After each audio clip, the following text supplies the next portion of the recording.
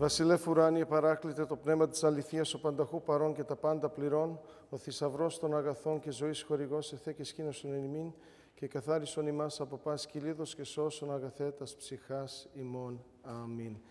Καλησπέρα σας. Καλώς ήρθατε, καθίστε.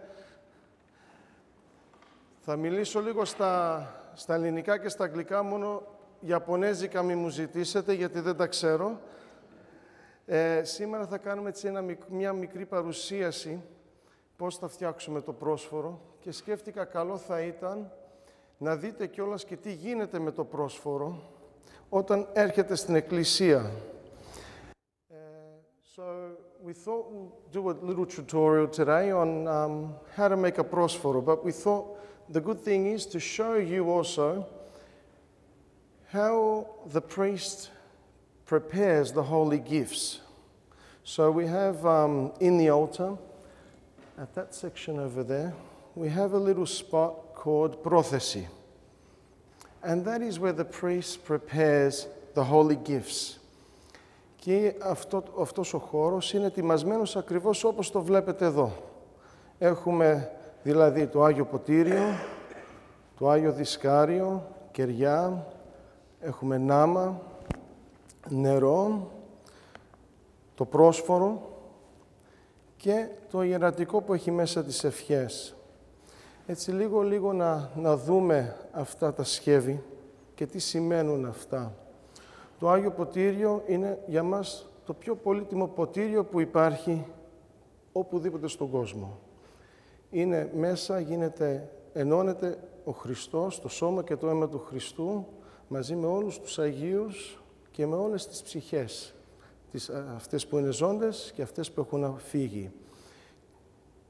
Το δισκάριο συμβολίζει τη μήτρα της Παναγίας. Γι' αυτό πολλές φορές έχουμε και μια εικόνα της Παναγίας μες στη μέση του δισκάριου, που ο ιερέας ετοιμάζει πάνω σε αυτό το δισκάριο όλο το σύμπαν, το σώμα του Χριστού, και θα σας δείξουμε μετά τα άλλα κομματάκια που βάζουμε πάνω, που είναι ένα της Παναγίας και τα άλλα κομμάτια των αγγέλων, των αρχιερέων, των οσίων, Αγίων της Εκκλησίας, του Αρχιερέως και τις δικές μας ψυχές. Αυτό εδώ ονομάζεται αστερίσκο, το αστέριο. Όπως ξέρουμε, όταν γεννήθηκε ο Χριστός στη Βιθλεέμ, υπήρχε ένα αστέρι πάνω από τη Φάτμη. Και έτσι βάζουμε και εμείς το αστέρι μας πάνω εδώ, γιατί γίνεται ξανά μία γέννηση του Χριστού. Και θα δείτε πως η Εκκλησία το εξηγεί. Θα προσπαθήσω να σας δώσω μια καλή εικόνα. Όχι πως είμαι καλός σε αυτά, αλλά κάτι θα μπορέσουμε να σας δώσουμε. Έχουμε τη λαβίδα, που όλοι μας κοινωνάμε, από αυτή την Αγία Λαβίδα. Και εδώ έχουμε ένα μαχαίρι που μοιάζει σαν λόχι. So the knife that the priest uses to cut the πρόσφορο reminds us of the spear. So what happened when Christ was on the cross? His rib, he was speared. So all this is here to prepare. So let's look at the word πρόσφορο, the word itself, what it means. In the Old Testament, μέσα στην Παλιά Διαθήκη, είχαμε το Άγιο Θυσιαστήριο που πηγαίναν οι πιστοί και προσφέραν το μόσχο ως αφιέρωμα στο Θεό. Έχουμε, αν θυμηθείτε, την ιστορία με τον Αβραάμ που πήγε να κάνει τη θυσία και του είπε ο Θεός το γιο σου. Και μετά άγγελος Κύριου ήρθε και έφυγε ο γιος και του έδειξε ο άγγελος το μόσχο. Για μας τους Ορθοδόξους Χριστιανούς, αυτός που προσφέρεται για μας είναι ο ίδιος ο Χριστός. Και γι' αυτό το πρόσφορο που έχουμε, μέσα στη μέση, έχει τα ηχικά Ιησούς Χριστός νικά. Γι' αυτό το πρόσφορο είναι φτιαγμένο και με δύο κομμάτια. Όταν θα το δείτε μέσα όταν κάνετε το μάθημα, there's two bowls that are rolled together and put together. And then it's stamped in the tray. Those two bowls represent a theological statement that God, that Jesus is a perfect man and a perfect God. So we make the πρόσφορο according to the doctrine of faith, that the Lamb of God, Christ, is the perfect man and the perfect God. So after the priest has dressed himself up and vested himself in his liturgical garments, he comes to the πρόθεση and he crosses the πρόσφορο 3 times with the λόγχη, and then the specific prayers that he says. So I should have had the English translation as well with me, but forgive me for that. So, os πρόβατον επισφαγή is the first prayer that he says. So, like a lamb that's led to slaughter. And he cuts the πρόσφορο on the right side.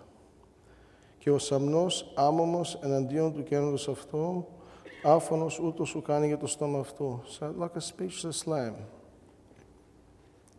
he was led to slaughter. Εν την ταπείνωση αυτού, η κρίση αυτού ήρθε. So, he's full humble, he came fully humble. Την δε γενεών αυτού της διηγήσετε.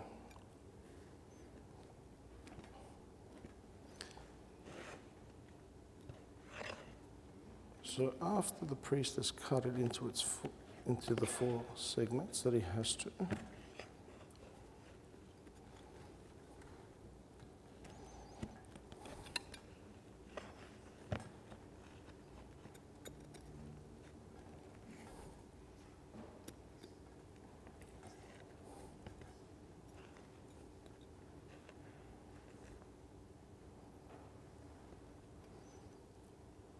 we have the middle piece, which we refer to as the lamb, τον αμνό. Και πίσω από τον αμνό, χαράκι ένα σταυρό.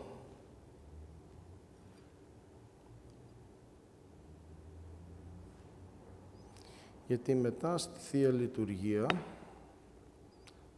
ο ιερέας θα κόψει τον αμνό, το σώμα, δηλαδή του Χριστού, στα 4 κομμάτια.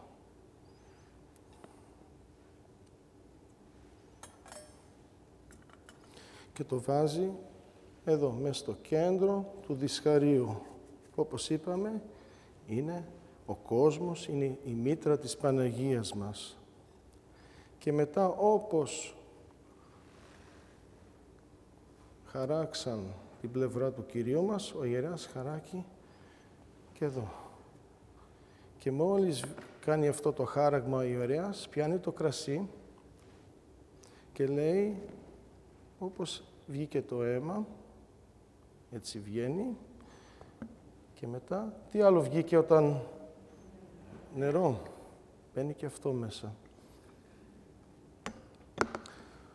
Βλέπουμε, είναι έτοιμο και ευλογεί μετά ο ιερέας τον αμνό και την ένωση αυτή και πάει μετά σε ένα άλλο κομματάκι που είναι εδώ, που αυτό το κομμάτι το γράφει ως αρχικά μύτη Θεού.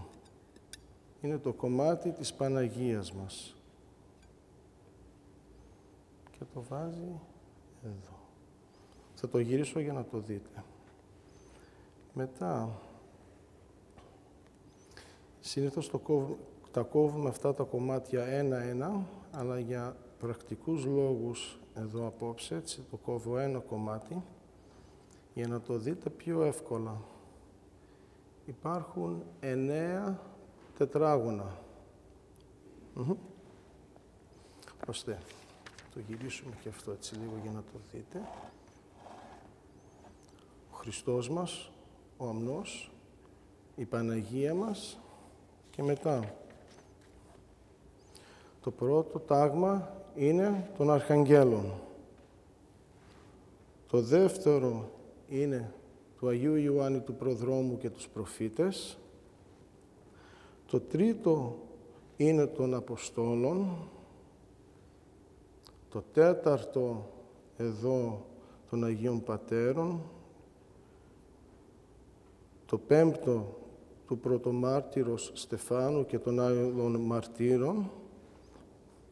Το έκτο είναι των Οσίων, δηλαδή αυτούς τους μοναχούς, τους Αγίους μας, τους ιερομόναχους. Τους Αγίους Αναργύρους, Κοσμά και Δαμιανού, Κύρου και Ιωάννου. Μετά πάμε της Αγίας Άννης και της Αγίας Άννης και του Αγίου Ιωακήμ, και του Αγίου της ημέρας, όποιος κι αν είναι αυτός ή αυτή. Και μετά το ένατο είναι του Αγίου Ιωάννου του Χρυσοστόμου ή του Αγίου Βασιλείου του Μεγάλου, ανάλογα ποιανού Θεία Λειτουργία θα τελέσουμε εκείνη την Κυριακή.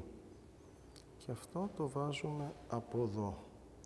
So, I can explain it in English. So the middle piece is the Lamb, Christ. This piece is dedicated to Panagia. And then we have 9 little triangles. The first triangle is dedicated to the archangels.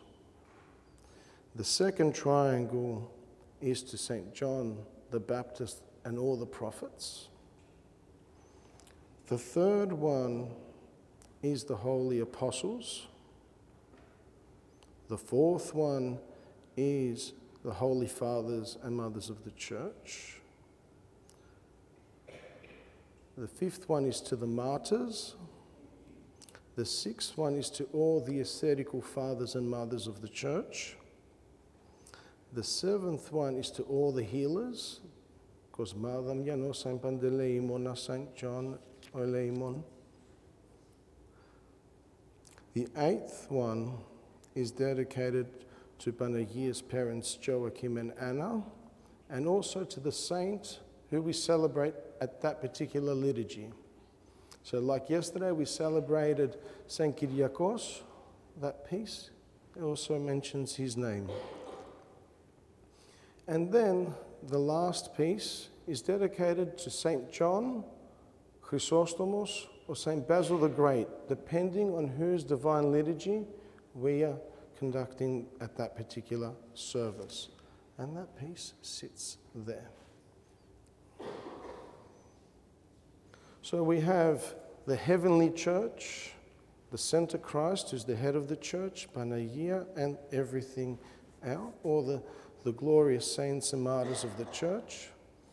And now we're going to move onto the militant church, which is us. So μετά την βασιλεύουσα εκκλησία πάμε, μετά την επουράνιο εκκλησία πάμε στην επίγεια εκκλησία, δηλαδή εμάς. Και ξεκινάμε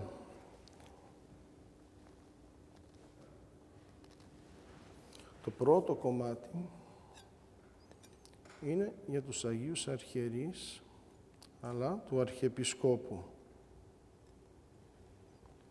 Δηλαδή για μας εδώ, το πρώτο κομμάτι είναι του Αρχιεπισκόπου Μακαρίου. Γιατί όλα γίνονται με τη δική του ευχή και με τη δική του ευλογία, γιατί είναι ο διάδοχος των Αποστόλων. Και αυτό βλέπετε την Αποστολική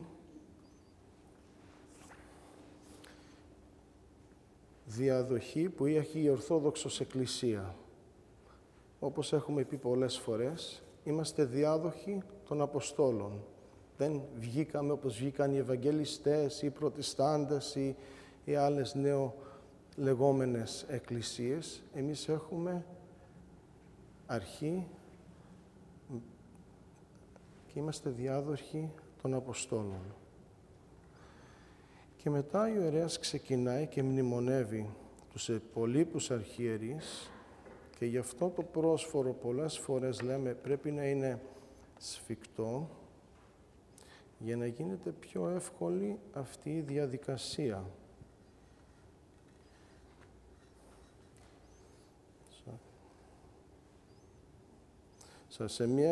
Σε αυτό εδώ το σημείο θα μπουν οι ζωντανοί και από αυτή τη μεριά θα πούν αυτοί που φύγαν.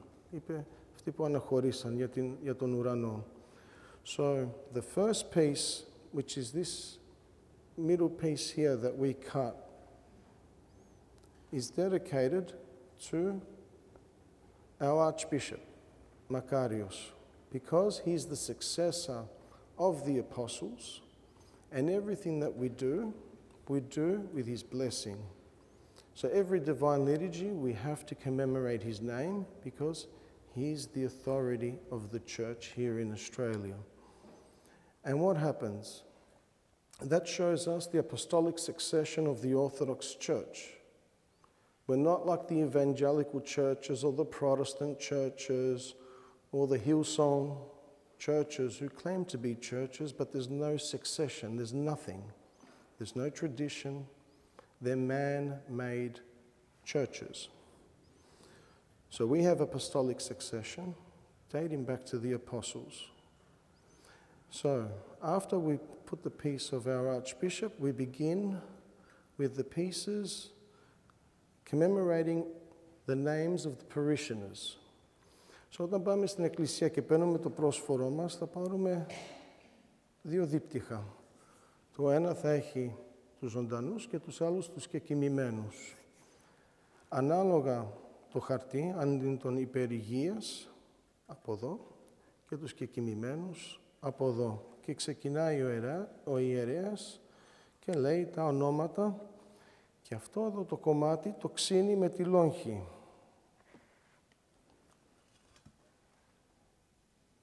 Και διαβάζει τα ονόματα και ξύνει. Σε σχήμα σταυρού.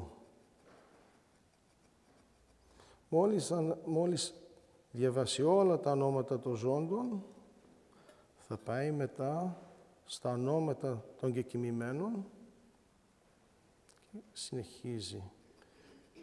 Και βγάζει τις μερίδες. Και αυτά εμείς τα λέμε μαργαριτάρια.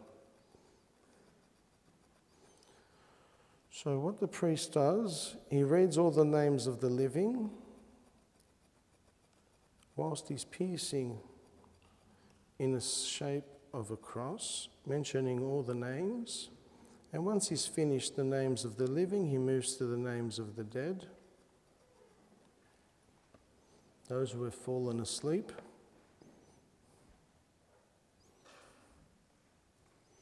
And we have a little separation. Τώρα δεν το έκανα ακριβώς όπως είναι, γιατί δεν έχουμε ονόματα και για πρακτικούς λόγους, αλλά βλέπετε υπάρχει μια μερίδα από αυτή τη μεριά και μια μερίδα από εδώ, που μας δείχνει μέσα πάνω στο δισκάριο είναι όλη η Ορθοδοξία, όλα τα δημιουργήματα του Θεού. Ο Θεός, η Παναγία, οι άγγελοι, οι Άγιοι, ο Αρχιεπίσκοπος, οι ζώντες και οι κεκοιμημένοι. Όλη η ανθρωπότητα εδώ είναι, της Εκκλησίας, όλη η Ορθοδοξία. Και έτσι τιμάζει ο ιερέας τα Άγια των Αγίων, εδώ. Έχει κάποιος να ρωτήσει κάτι? So this is, in a sense, the Orthodox Church, the triumphant church, Christ, Panayiotopoulos, and the militant church, led by the Archbishop, and our names, the alive, the ones, the living, and the departed names. So this is all of Orthodoxy, right here, in the Divine Liturgy, and this is what we celebrate and come into communion with. So everyone is led by Christ, under Christ, and that's why the biggest piece is always Christ, because he's the King of all. So Any questions that you guys may have? No? Mm-hmm. So we try to get this done during the service of Orthros, which is before the Divine Liturgy. That's why λέμε, when you come to church και θα φέρετε πρόσφορο, να τα φέρνετε νωρίς. Γιατί μετά όταν ο ιερέας τελειώσει υπάρχουν άλλες ευχές που καλύπτουν όλο αυτό και το κλείνουμε αυτό. Και τι γίνεται?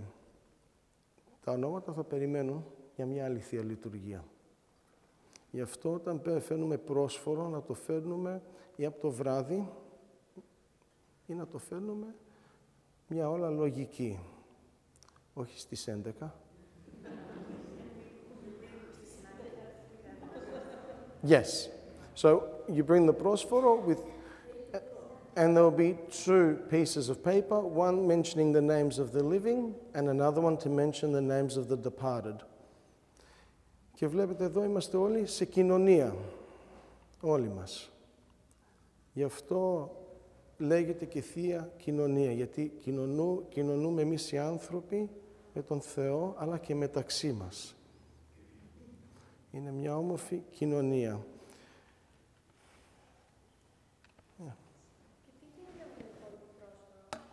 Αυτό εδώ θα το κόψουμε σε αντίδερο. Και αυτό να ξέρετε, οι λέξεις το λένε από μόνοι τους. Αντίδερο. Αυτό εδώ είναι το δώρο. Ο Χριστός είναι το δώρο της ανθρωπότητας, όλου του κόσμου. Όσοι δεν κοινωνούν από το δώρο, θα πάρουν αντίδερο. Αντί του δώρου.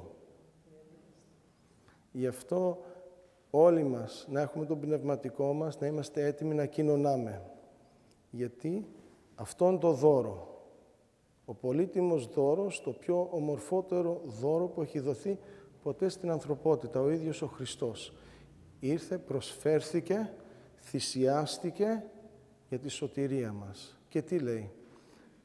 Αυτοί που θα λάβουν, αυτοί που θα φάνε, αυτοί που θα διπνήσουν από το σώμα και από το αίμα μου, θα έχουν αιώνιο ζωή. Δηλαδή, χωρίς τον αμνό του Θεού, χωρίς τη Θεία Κοινωνία, δεν μπορούμε να βρούμε σωτηρία. Και η σωτηρία είναι πού? Μέσα στην Εκκλησία. Γιατί εδώ μέσα προσφέρνεται το σώμα και το αίμα του Χριστού. Πουθενά άλλου. Μπορεί κάποιοι να λένε, δεν χρειάζεται να πάω στην Εκκλησία, κάνω το σταυρό μου μπροστά από το καντήλι, στις εικόνες μου. Αυτό όμως δεν σημαίνει τίποτα. Δεν ερχόμαστε σε κοινωνία με τον Χριστό. Όπως λέω πολλές φορές, είναι σαν να λέμε, θα γιορτάσω τα γενέθλια του Νίκου, αλλά δεν θα καλέσω τον Νίκο.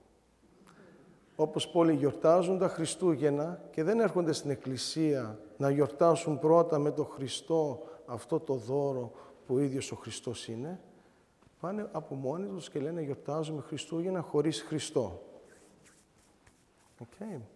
So, I'll repeat that.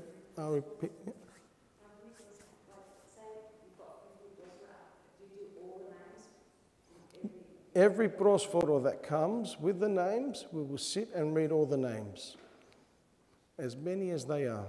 The more the merrier, που λέμε, you know.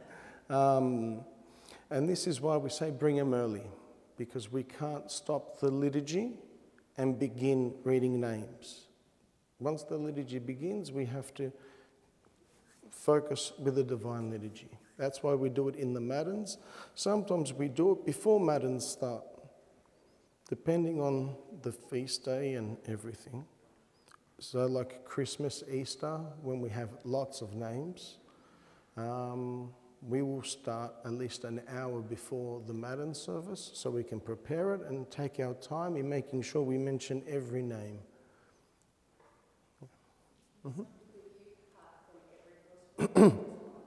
For practical reasons, no. So we'll pick one or two or three, and that's why we have this one piece. And we will just cut from this one. And βλέπετε, there's a shape of a cross in the end.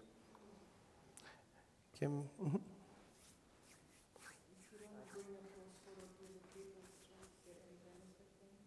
If they commune, yes. If they, can't commune for valid reasons, yes, the grace is there. It's in the church.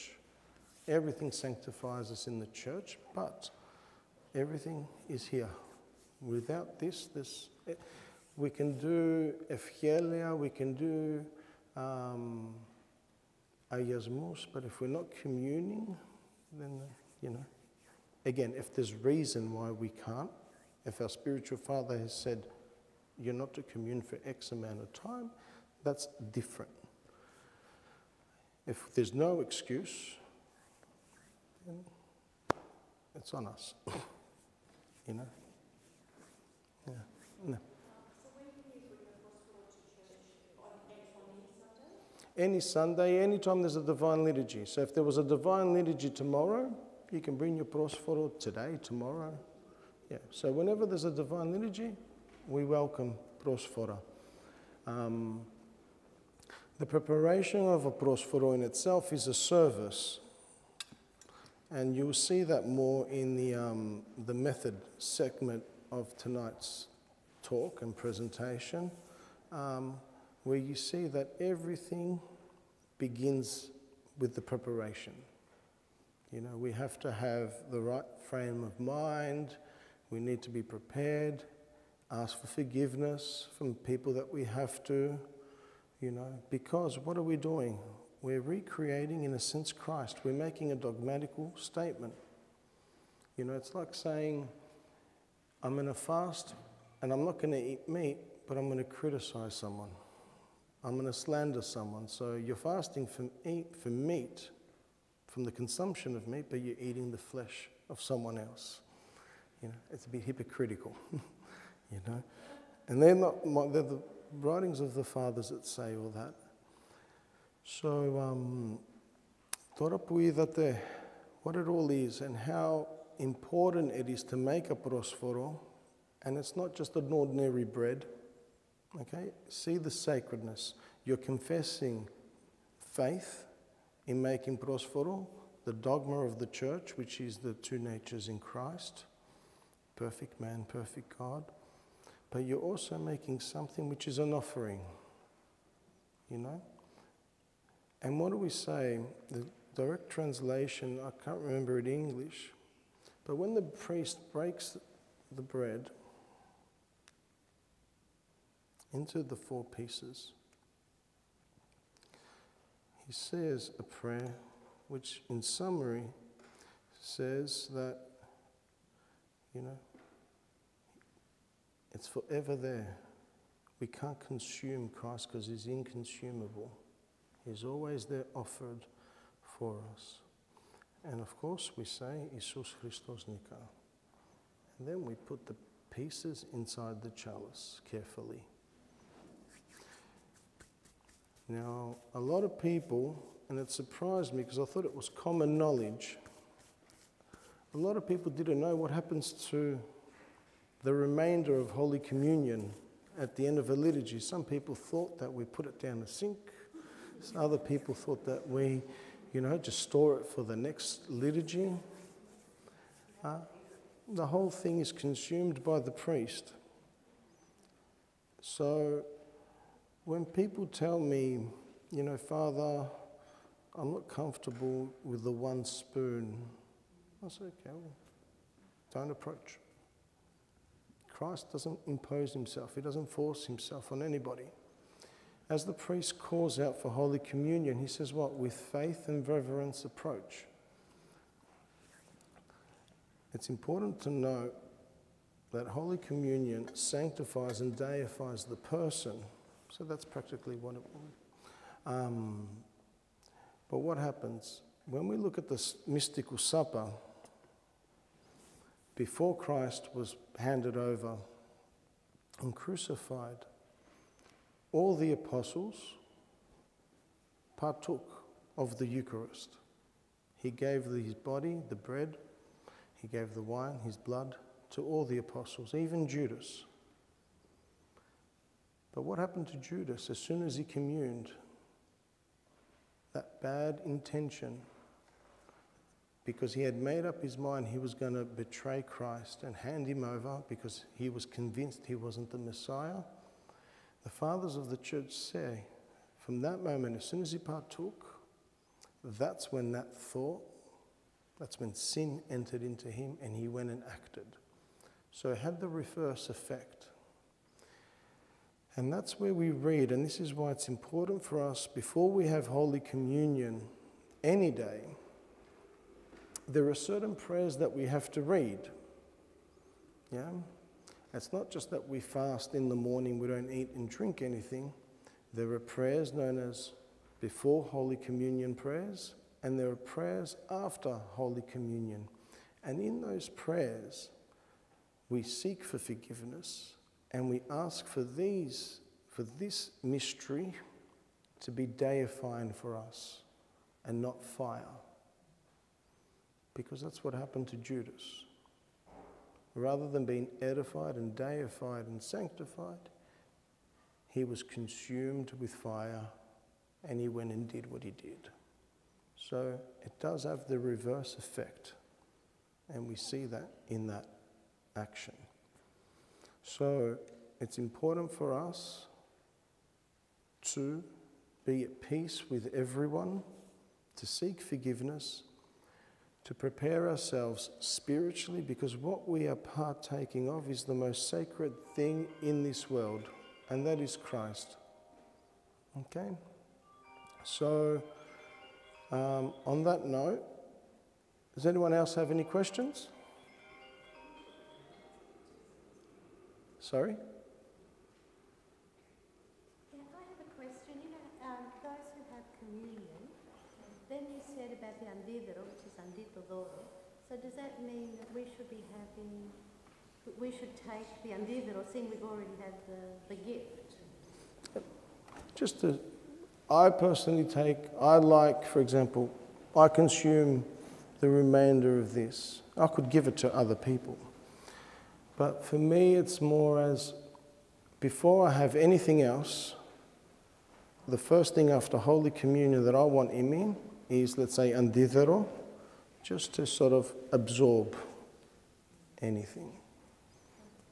So just to sort of, actually I do have a lot more than what the majority of you will have. But that's a nice gesture to sort of have as, after Holy Communion, the first thing that we put in our mouths is a blessed bread, because that's all it is, a blessed bread. And then we go and have our brunch or coffee or whatever. Yeah. So these are just little practices which, it just shows a bit more reverence to the mystery and to the sacredness of the Holy Eucharist. Yeah.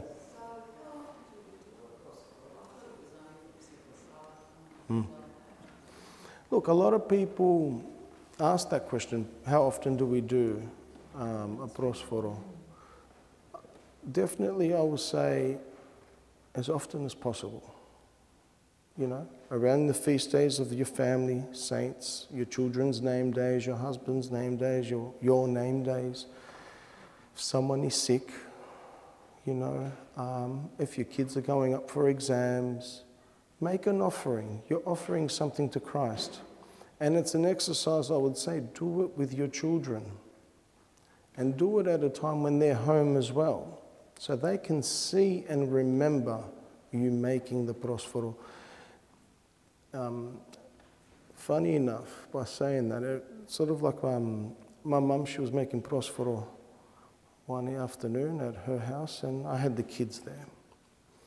And she got the kids to help her, and they were excited and happy. And my second one, Emmanuel, said to Yaya, the next time he went, he said, "Yeah, when are we going to make Jesus' body again?" So you can teach them the meaning and the significance of it, and it puts that image in their head, and it's the most beautiful sort of interpretation of what it is, the body of Christ. And they make that connection with the Holy Chalice. So when they come, they know that it's Jesus' body and blood. It's not bread and wine, okay? So a lot of people say, it's bread and wine. But no, it's, the mystery is there. It's the body and blood of Christ. And that's why it's important when the priest consecrates the gifts inside the divine liturgy, we say those amens that we say out loud, because we are affirming that consecration. So when the Christ is saying, and make this the body of your Christ, and make this the precious blood of your Christ, those amens are you're confessing that that's what's actually happening. And that's why we want people to say those amens at that point of the liturgy. Any other questions? Feel free. I'm not trying to get out of it.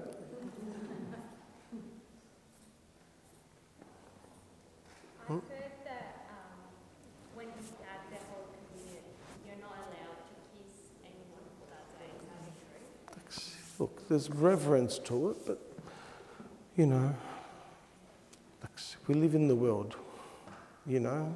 That's why I say having the andidero is the best thing to have. And then after that, have your coffee, have some water, and then, yeah. You know, a lot of people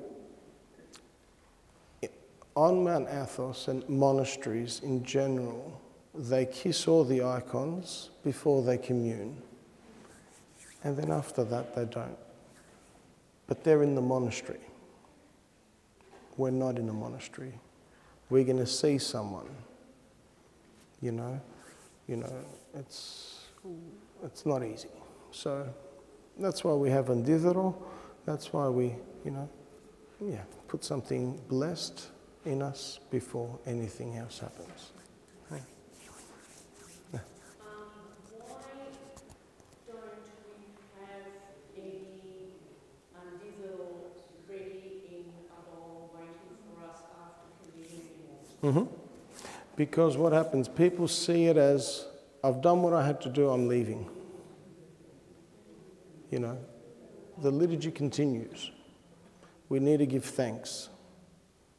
You know, I remember once one of my lecturers would say, it's hard sometimes in the complex of our lives to say the prayers before Holy Communion because our lives are so chaotic and we can forget. But we should always learn how to say thank you. You know, thank you to Christ for that. And when we get in that habit of saying thank you to God, it becomes a habit to say thank you to others for anything else. So what happens? People will have Holy Communion, grab the andidero, and then run off to their cafes or lunches and whatever. Stay back, say thank you. Let the liturgy conclude, receive the final blessing, and then get your andidero and go and enjoy the remainder of the day and the beginning of the week for you. Yeah, the Thanksgiving prayers.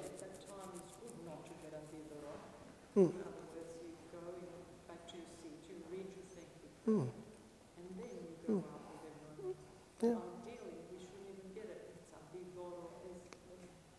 It's pointed out earlier, so it's like you've got the gift, you don't need the andidero is for the rest of the people that missed out on getting Christ. Yeah, but it's also getting that.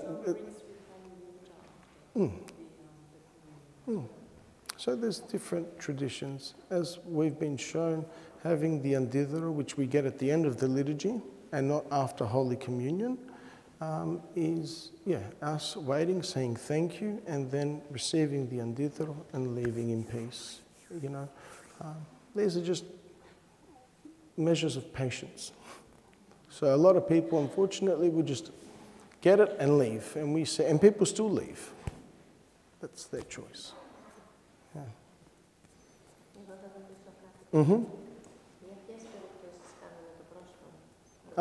Όπως το είπαμε.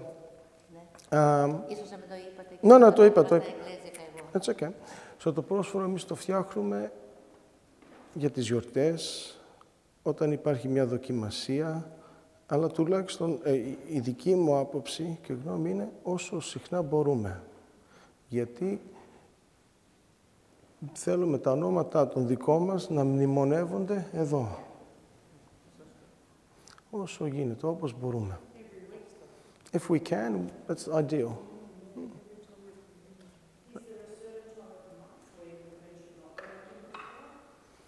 I'll leave that between you and your spiritual fathers.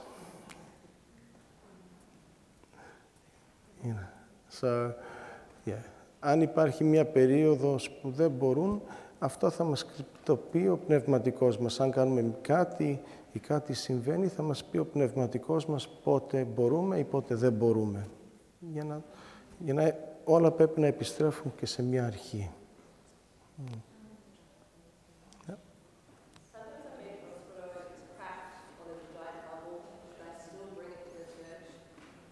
Whatever you make, if it's made with your heart, if it's made with prayer, bring it.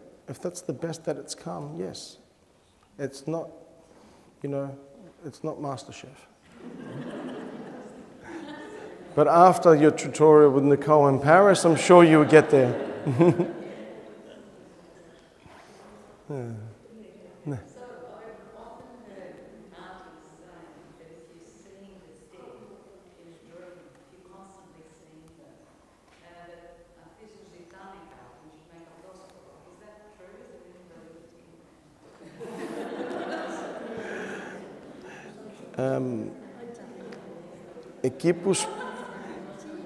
Εκεί που σπούδασα θεολογία, δεν μας μάθανε πώς να ερμηνεύουμε όνειρα.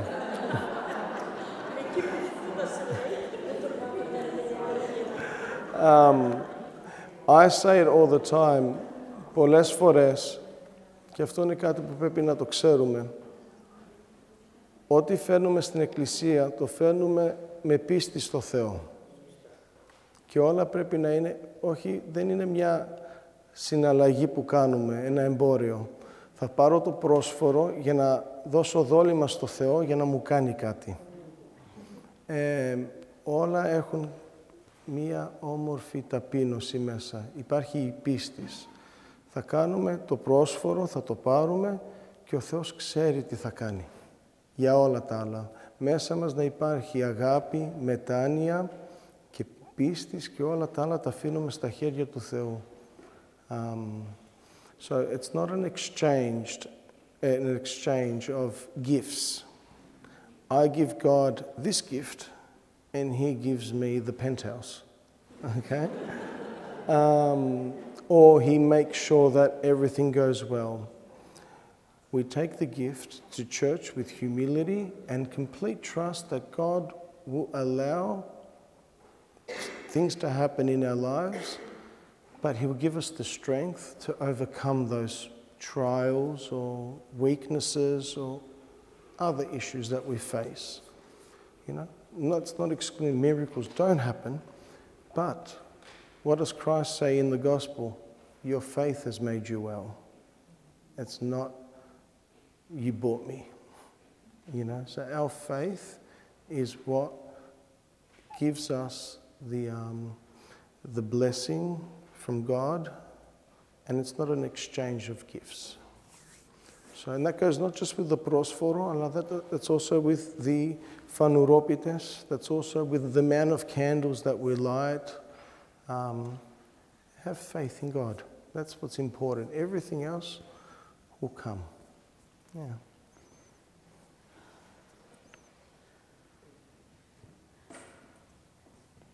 Yeah.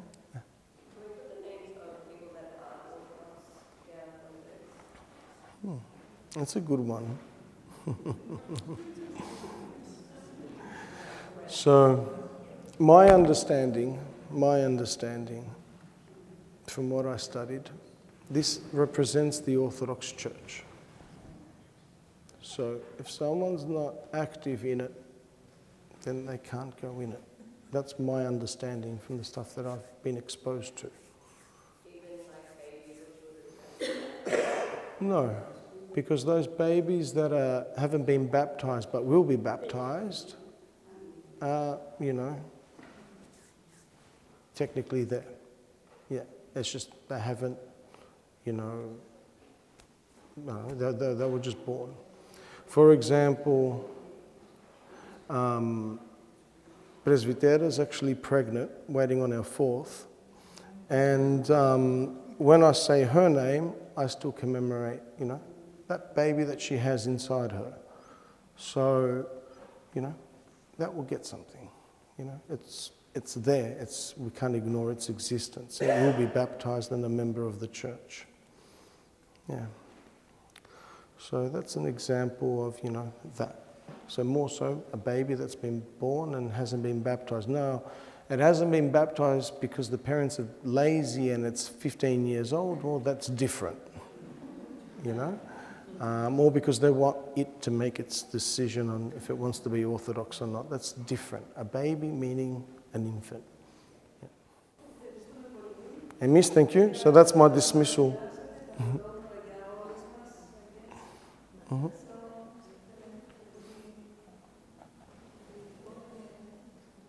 Εγώ thank you και καλή συνέχεια να έχετε τώρα με την Νικολέτα και με την Παρασκευή και εύχομαι θα μάθετε εκεί κάτι ωραίο και όμορφο.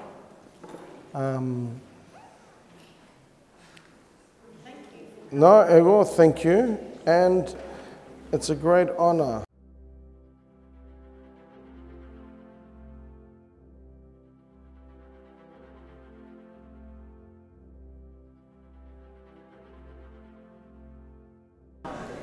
Thank you, Catherine. Welcome, everyone. And thank you for coming on tonight. I must say, it gives us joy seeing everybody's interest being here to learn how to make πρόσφορο. It's very special.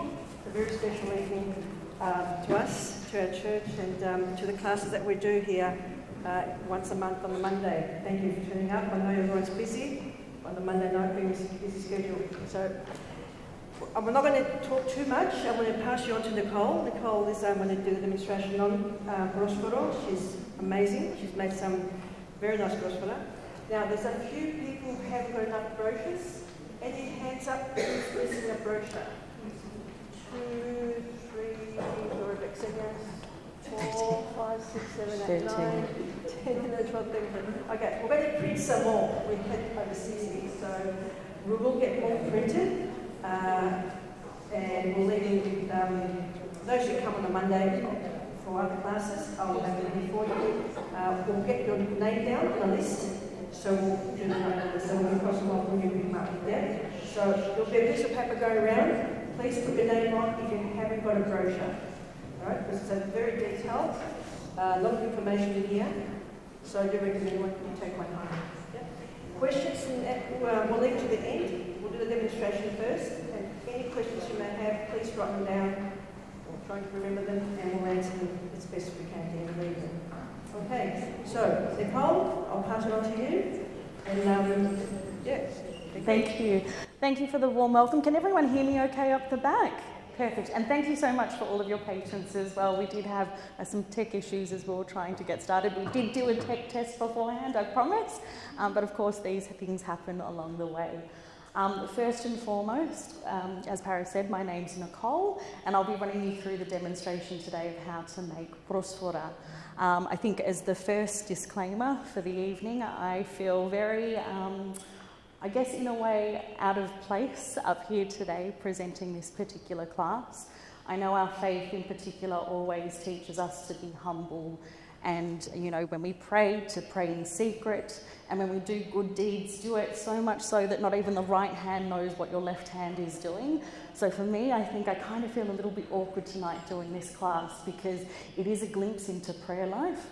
But I also know it's something that's going to help you all as well, and I know this is something that is God's will tonight for us all to learn and hopefully learn some great tips and tricks.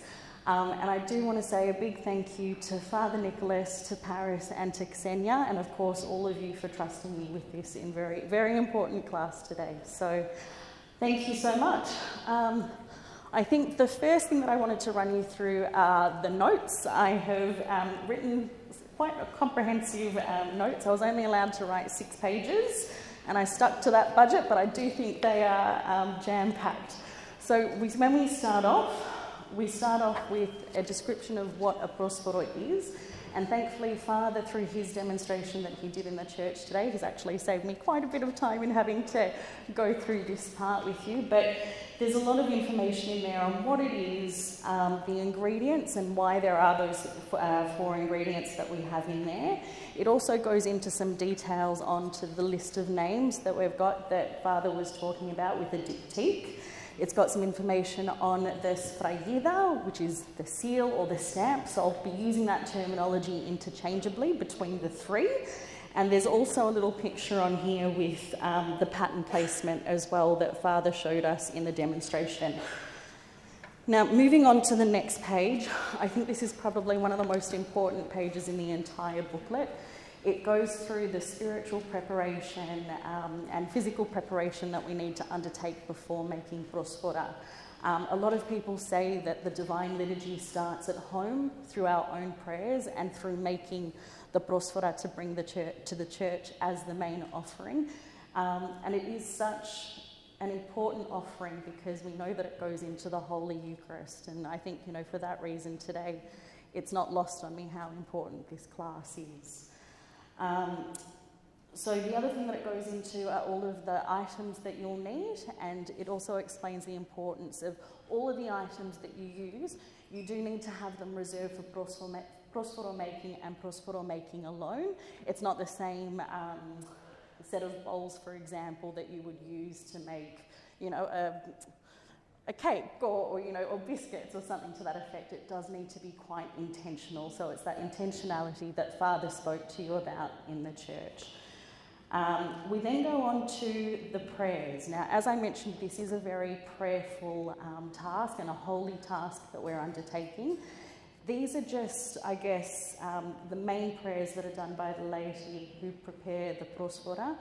But there's also other ways that you can pray as well while you're making your prosfora. So for that reason alone, it's very important to stay very close to a spiritual father who can guide you not only in your prayer life day to day at home, but also in how you make your prosfora as well, and that prayerfulness that's involved.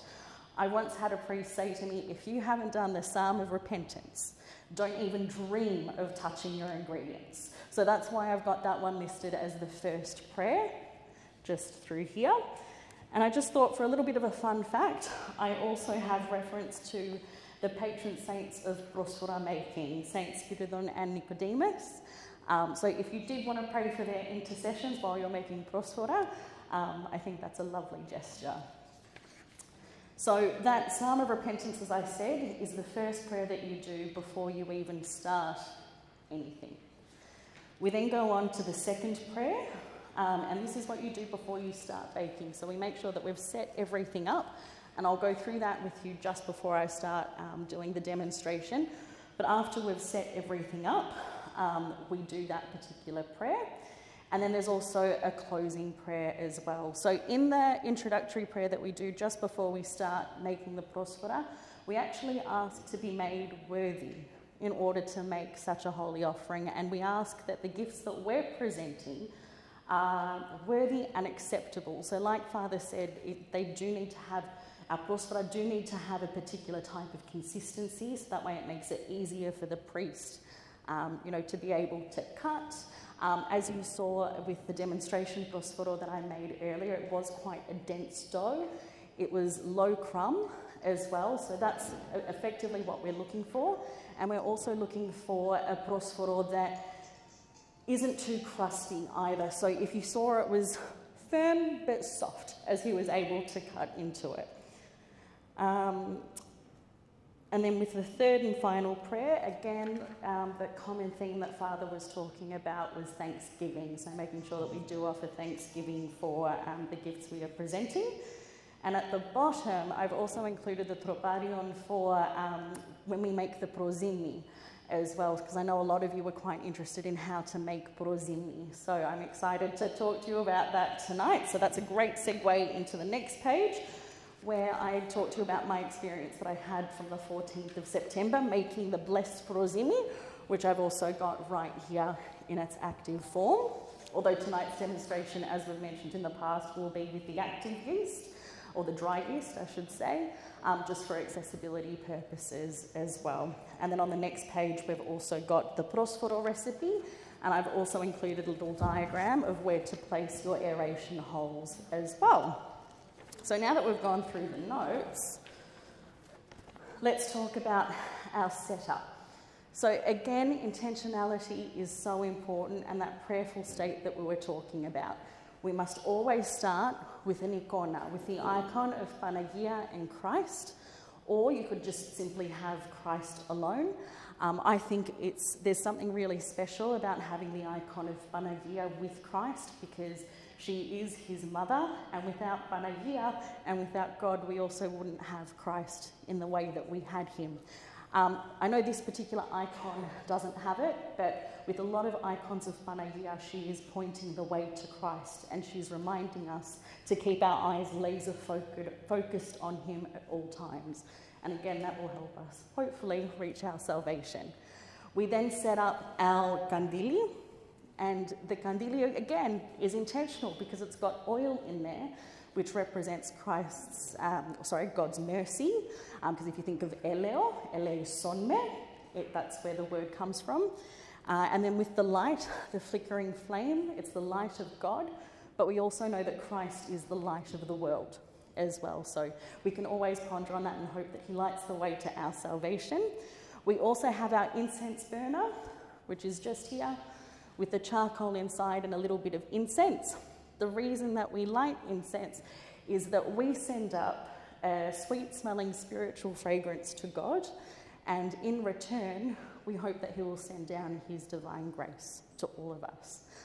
We also have what we call our diptyque, which are our two names. You don't necessarily need to have that set up from the beginning, but it's good to have your list there ready to go. We have one list that says Υπερηγίας on there, which is for the living, and then Υπερ Αναπαύσεως with the cross up the top, and that's for the departed names. We've also got the basil. You could have some flour. The reason that we've got the basil is because of the exaltation of the Holy Cross that we had recently in the miracle of the prosimy as well. You'll need to have your sfragides, your seals set up, and you'll also need your pans, or your tins, I should say. So I will talk to you about the tins in just a moment, but I think we will get started because I know a lot of you have come here to learn how to make πρόσφορα today.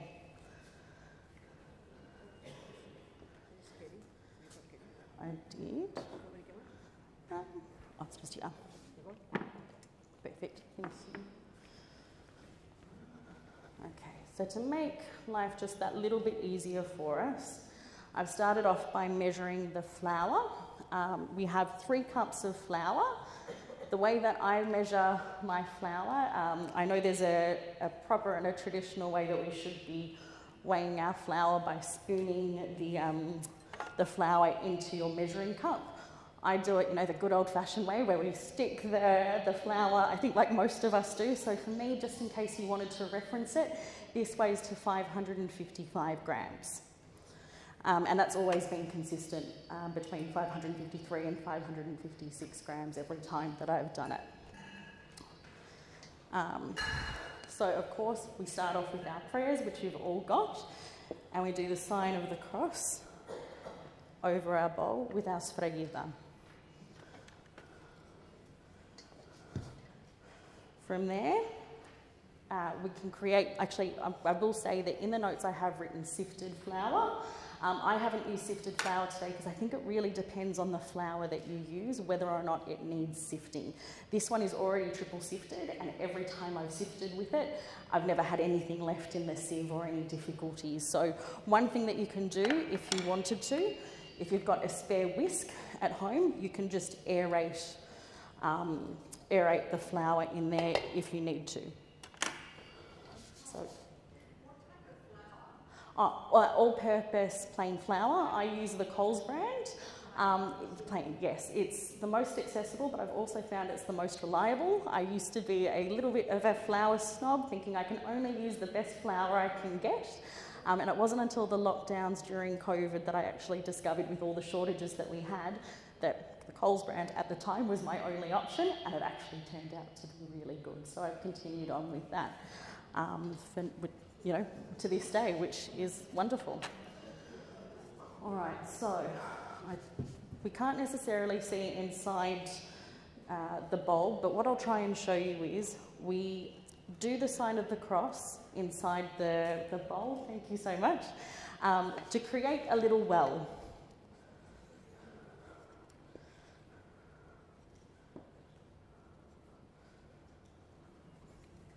So as you can see, I might just put that there to the camera.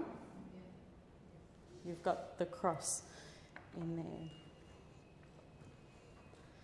In the centre, I now put my yeast. And if we were going to be using our blessed prosimi, you would simply put the yeast in there as well. We then have salt.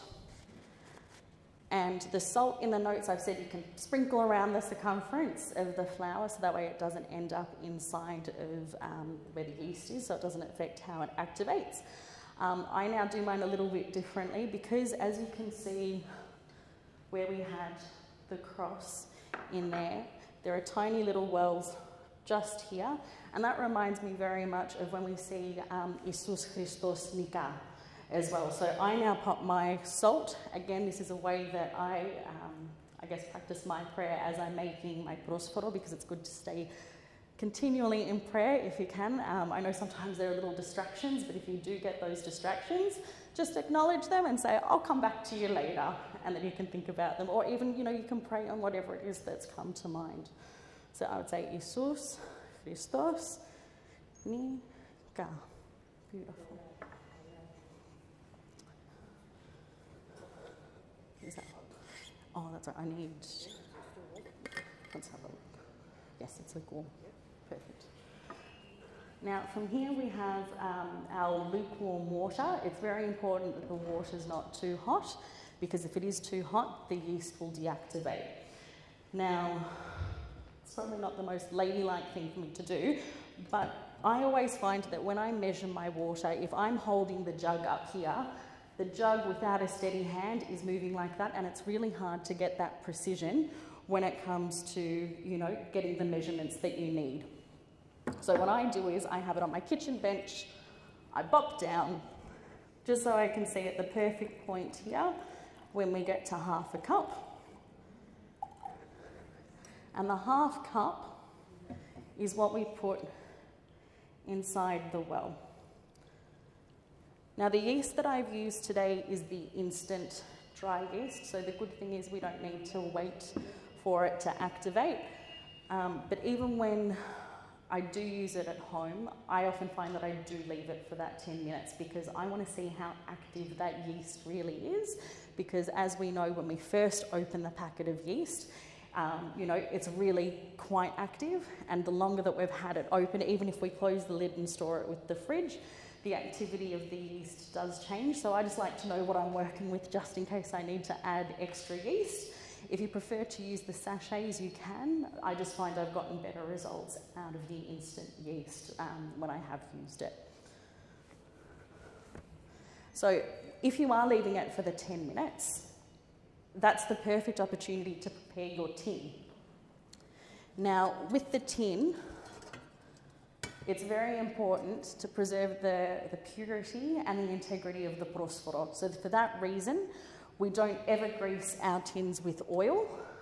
You can use some pure beeswax, and you have to make sure that it's one that can be consumed, and we can melt it into our tin. And the way that you can do it, if you've got a gas stove top, you can simply do it on top of the stove, melt it, and then once it melts, you only need a small amount, probably about the size, once it's melted, of a 5-cent piece is all I use. And of course you need to be very careful because it is very hot. So make sure that you have your oven mitts on or some sort of protective silicone. What I've done is I've gotten some paper towel just because there's no lint, so it's lint-free paper towel. One that I've scrunched up into a ball, another one that I use just for a smooth surface. And when it's hot, it's a bit hard to rotate it like this with the hand. So I always have my oven mitt. I hold it like that. and I use this to move and to grease the tin with the keraki all the way around and up the sides as well. Now, if you don't have the keraki in order to do that, you can dust the tin with flour, but of course you need to make sure that your dough isn't too hydrated, because if it is too hydrated, it will stick to the sides. You might also need to leave it a little bit longer as well to bake, so then that way it's got time to, I guess, shrink a little bit just towards the end.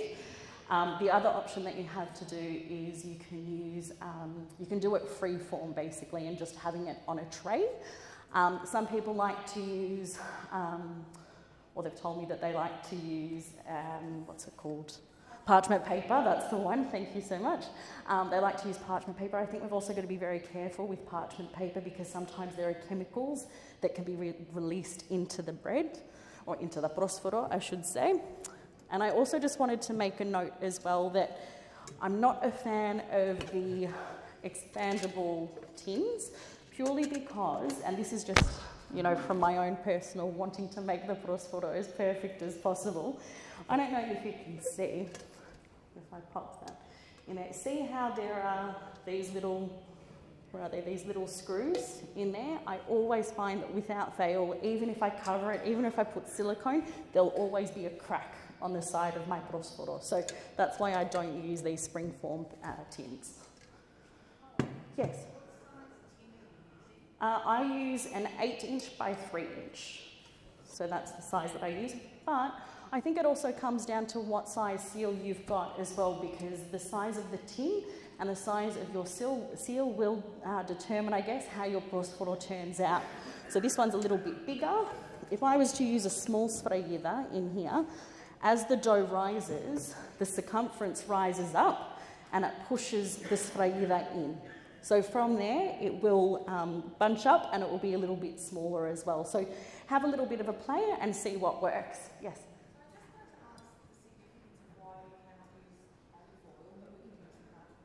No, I said not to use parchment paper, because I said some people like to use parchment paper, and the reason that we don't use parchment paper is because there can be chemicals that release into the dough itself. The reason we don't use olive oil is that it affects the integrity and the purity, and what happens is during the baking process, the olive oil itself seeps into the πρόσφορο, so it's no longer pure, and especially into the crust. So you will notice that if ever you make bread where you have put oil, even if you've done the lightest layer and even if you've been extra careful to dust it with flour, it will always have a sheen down the bottom, which is how the priest knows that it's got oil in it. This one here is a 7-inch, and the reason that I bought this one today is just to show you that you can get tins at different sizes. This one's just a little bit higher, so if you do like to make a πρόσφορο that is higher than the one that I've made today, you'll find that that's another option for you as well. Now, with the remaining questions, I might hold them until the end, purely because when it comes to making πρόσφορο, making any bread, we're sort of at the yeast's mercy, I guess. So what that means is, because we want a firm dough, like what we saw in the church today, we can't have it activating too much. So I am conscious that if we do too much talking during the actual demonstration phase, we might end up with a dough that's got a lot of air bubbles, a lot of little fuskulices in them, and that means that we'll be here a lot longer trying to knead them out, which I'm sure all of you will want to go home at some point tonight rather than watch me try and work extra hard to get those air bubbles out. Now, as we have seen this activate now, I now get my 1 cup of water. So again, I come down just to see where that 1 cup mark is. And if we need to use extra, we always can, and that's the same with the flour. So that's why I said extra as needed in the recipe.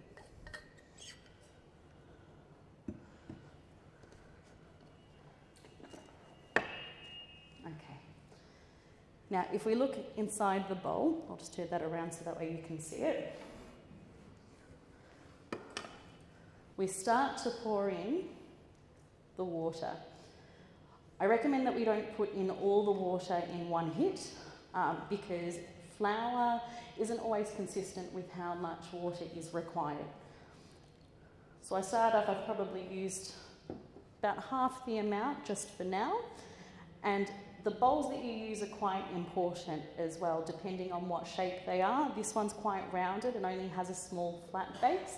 There are other bowls that you can get that have a flat base that goes a lot longer, and that affects how you knead as well. So the reason that I've chosen this bowl is, you know, if you think of the success of a stand mixer, which I know Father didn't talk to us today about not using machinery, so I might reserve that for him at the end just to have that discussion with you.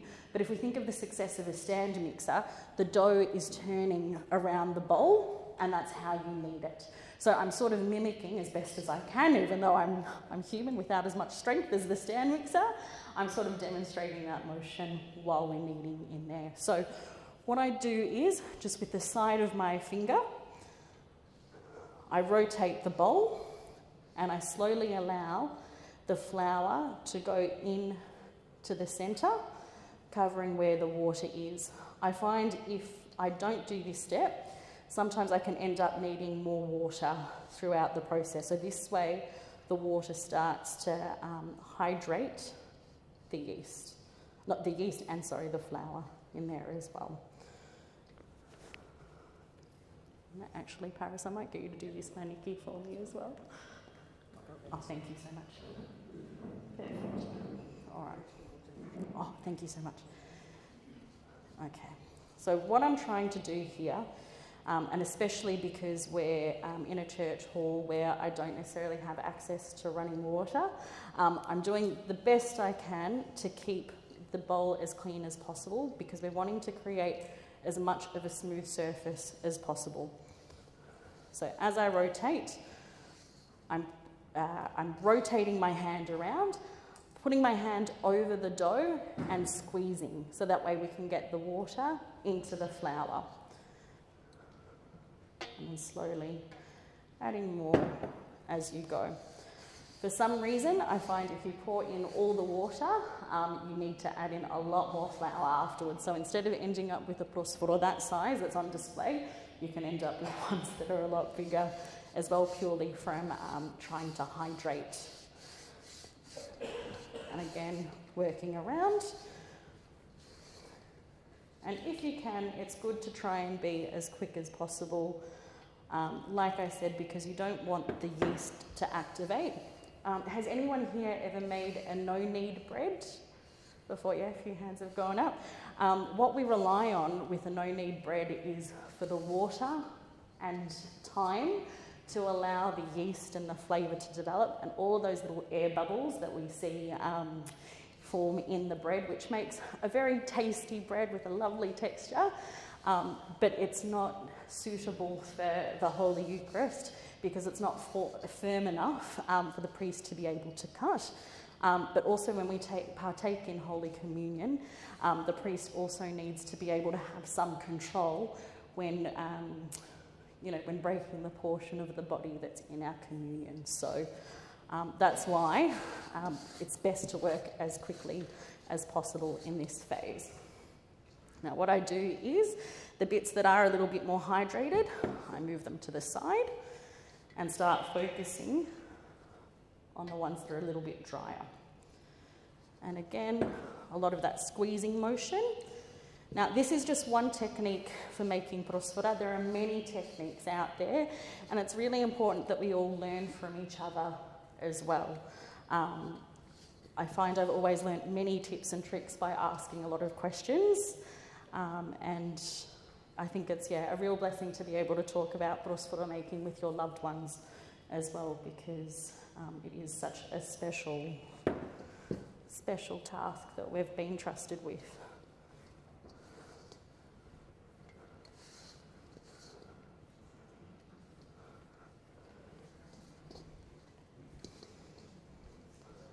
And today, I think I will need some more water. And that could have been because my flour was out for a couple of hours in the bowl rather than coming fresh out of the packet. So these are all things that can impact how our flour accepts the hydration as well. And at this point, I'm not going to be worrying about how much is in the measuring jug. I just go for as long as I need. And again, like I said, we're trying to keep the bowl as clean as possible. Now, while I'm doing this little phase here, I know I said questions at the end, but I might be able to take a couple while I'm doing this part. Any questions? So, yes? Can you use a scraper? Yes, absolutely, and I've got my scraper here as well. I do find that with, I guess, the moist consistency of the flour on your fingers, sometimes that's enough to clean the bowl a fair bit. If it does start to get dry, that's when I get my scraper. Any other questions?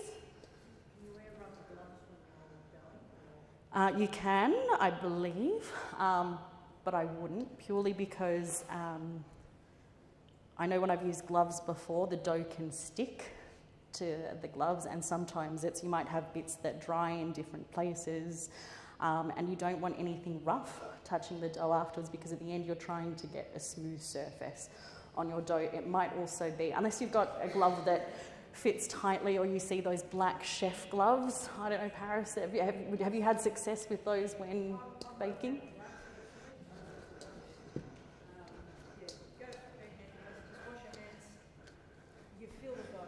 Yeah. That's all right. Don't know where that one is.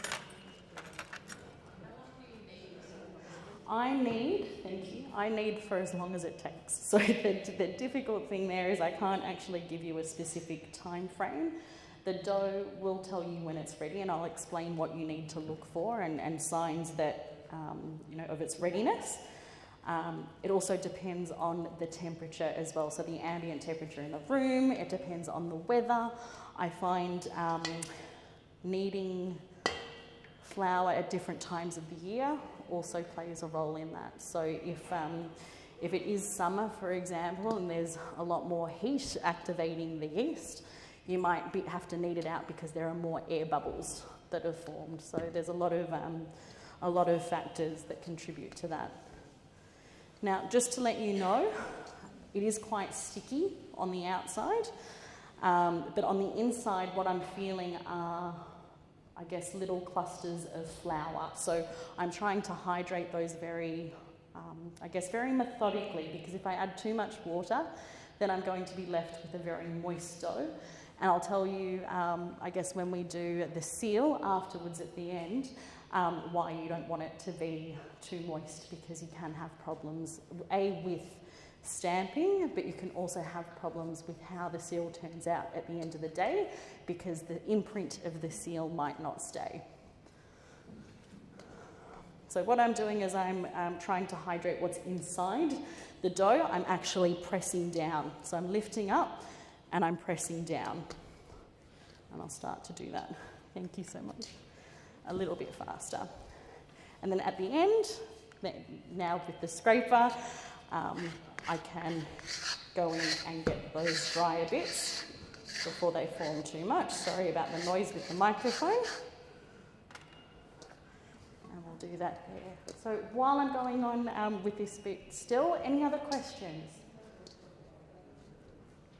No, not yet? Yes? Yes. Yes. Yeah. Sometimes I do. If I find I'm having a lot of difficulty, I do find that that's a really good option.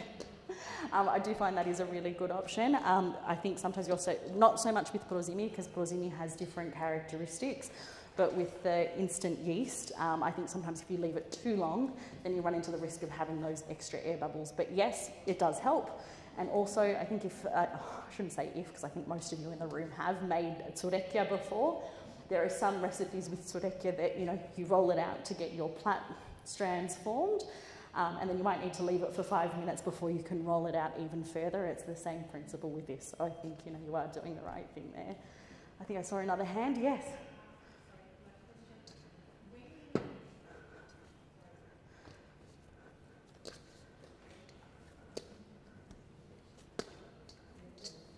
That's okay. I can still hear you from here. So essentially, for people who maybe have some Yeah. Are there three establishments that do make prosforă that you can buy from, like you do with the boulevard? And if so, is that whole process adhered to by them creating? That will depend on where you go. I do know of a particular bakery in Oakley that isn't run and operated by Greeks, and they're not even Greek Orthodox. So I know that in that particular bakery, there's no prayerful, I guess, nature that goes into those prosfora. So I think if you can't do it yourself, and if it's because you're time poor, you've got an injury or something like that, do your due diligence in asking the right questions from where you go. I don't actually know which establishments are ones that I can recommend to you, just because I do make prosfora myself every week. But yeah, do ask those questions, or better yet, you've got a beautiful network of people in here. If there is anyone that you're close to who knows how to make prosfora, you can always ask them to make one for you.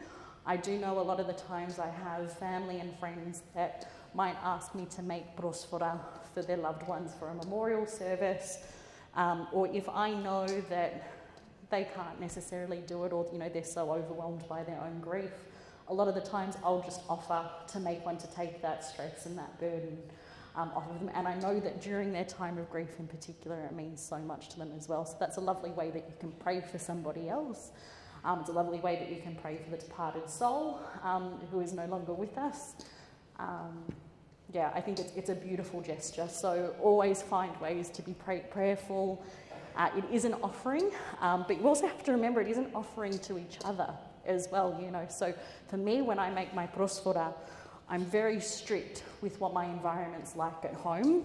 And I do recommend that all of you get your families buy-in to what it takes to make prosfora. So my family know that it must be a very reverent environment, so there's no action movies playing on the TV inside. A lot of us do have open planned homes these days. So be very mindful not to have those sorts of things going along, or if you've got kids that are playing in the background, try and have them I guess as reverent as possible and explain the importance. And I'll tell you, my dog is even so well trained, and I don't even think I needed to tell her, but I do believe that my dog Zoe knows how important through their animal instinct. They say that animals do recognise God and the holy things. And there's a lot of times where, I'll be doing my incense and she comes running up to me and she now knows to bow her head. I sense her, and then she goes off on her merry way. There are other times, and she doesn't do this for anything else that I make in the kitchen, she drags her bed with her teeth and she drags it over to the kitchen and she stays with me in the kitchen. And, with everything else, she wants to see what's going on, she wants to taste what I'm making. With prosfora, somehow she just knows. So, yeah. So basically, if my dog can do it, a human can do it.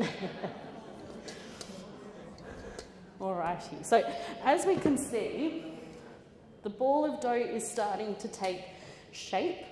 We do still have some of those firm bits in there that I am working towards, but we can see that it is becoming more hydrated. We saw how scraggly it was looking before. I didn't need to use too much extra water this time. Normally, consistently, I do stick to the measurements, but we did have some variability tonight. So yes, we keep on going with that just until we're ready to start kneading it. When I start kneading it, I usually wait until, if I can't get all of those little dry bits on the inside taken care of, I wait until we're, a good 90-95% of the way there. Perfect. That was a very good question. Yes? Does the size of the stamp matter? The one I've got right there is a 1979. Quite small? Yes. Yes, I think... Oh, how beautiful. My grandmother's that she had, which I now have, was about 10 centimetres in size. I think yours is just a little bit smaller. I think they work really well for the free-form prosfora. And I'm sure you would have all seen them before in the past that have the little round bits on the side, if you've ever seen sort of that shaping when it comes to the prosfora. So for that sort of stamping, I would say it's really it's really quite efficacious to have a sfragiera that size. Also, I would consider, in your case, instead of going for an 8-inch tin like I've got here, you could do something like a 7-inch or a 6-inch, just so that way, like I mentioned, if you've got too much of a circumference going around, it can make the seal even smaller. In your case, with that particular seal, it just might mean that the priest might not use it for, you know, during the proskomidhi as he did, as Father Nicholas showed us in the demonstration, because the portions might be a little bit too small. But that said, he might end up using your portion for, you know, the saints, the 9 holy orders, or even for the Theotokos. So it just might not end up as the Lamb of God, but I'll leave that up to a priest's discretion, but I think they're just things to think about. So there's nothing really negative about using a seal that's a bit smaller. And again, sorry, I'm not sure what your name is. Yeah, pardon? Harithera. So as Harithera mentioned to us earlier, she does leave her dough to rest a little bit. So as I'm answering these questions, when I do leave the dough to rest, it is hydrating on the inside. And we are almost there. So just from taking that little pause and that little break, we are almost there. Now, before I get on to kneading, actually, we're not too bad, but I'm just going to wash my hands and wipe the bowl. It's a lot easier if you have a kitchen when you've got a running tap right next to you. And I find hot water also gets rid of the dried flour quite nicely. Yes. Yes, I'll explain that to you in just one moment. Let me just get my hands sorted. And the reason that I am so fastidious with washing my hands in between is because, like I said, we don't want any dry bits. We are working to create a smooth dough. I get it from the church, usually. A lot of church stores actually sell beeswax as well, pure beeswax, just making sure that it is the purest beeswax. I know online a lot of monasteries also sell it, but just make sure it is the purest wax possible. No, unfortunately, and the reason, oh, Paris is taking my water. Yeah, I know which ones you're talking, the ones that you like when you go to church. It depends. So when I spoke to Father Nicholas inside the church just before, I was looking at what he had at the Pangadi, and it wasn't quite, which one?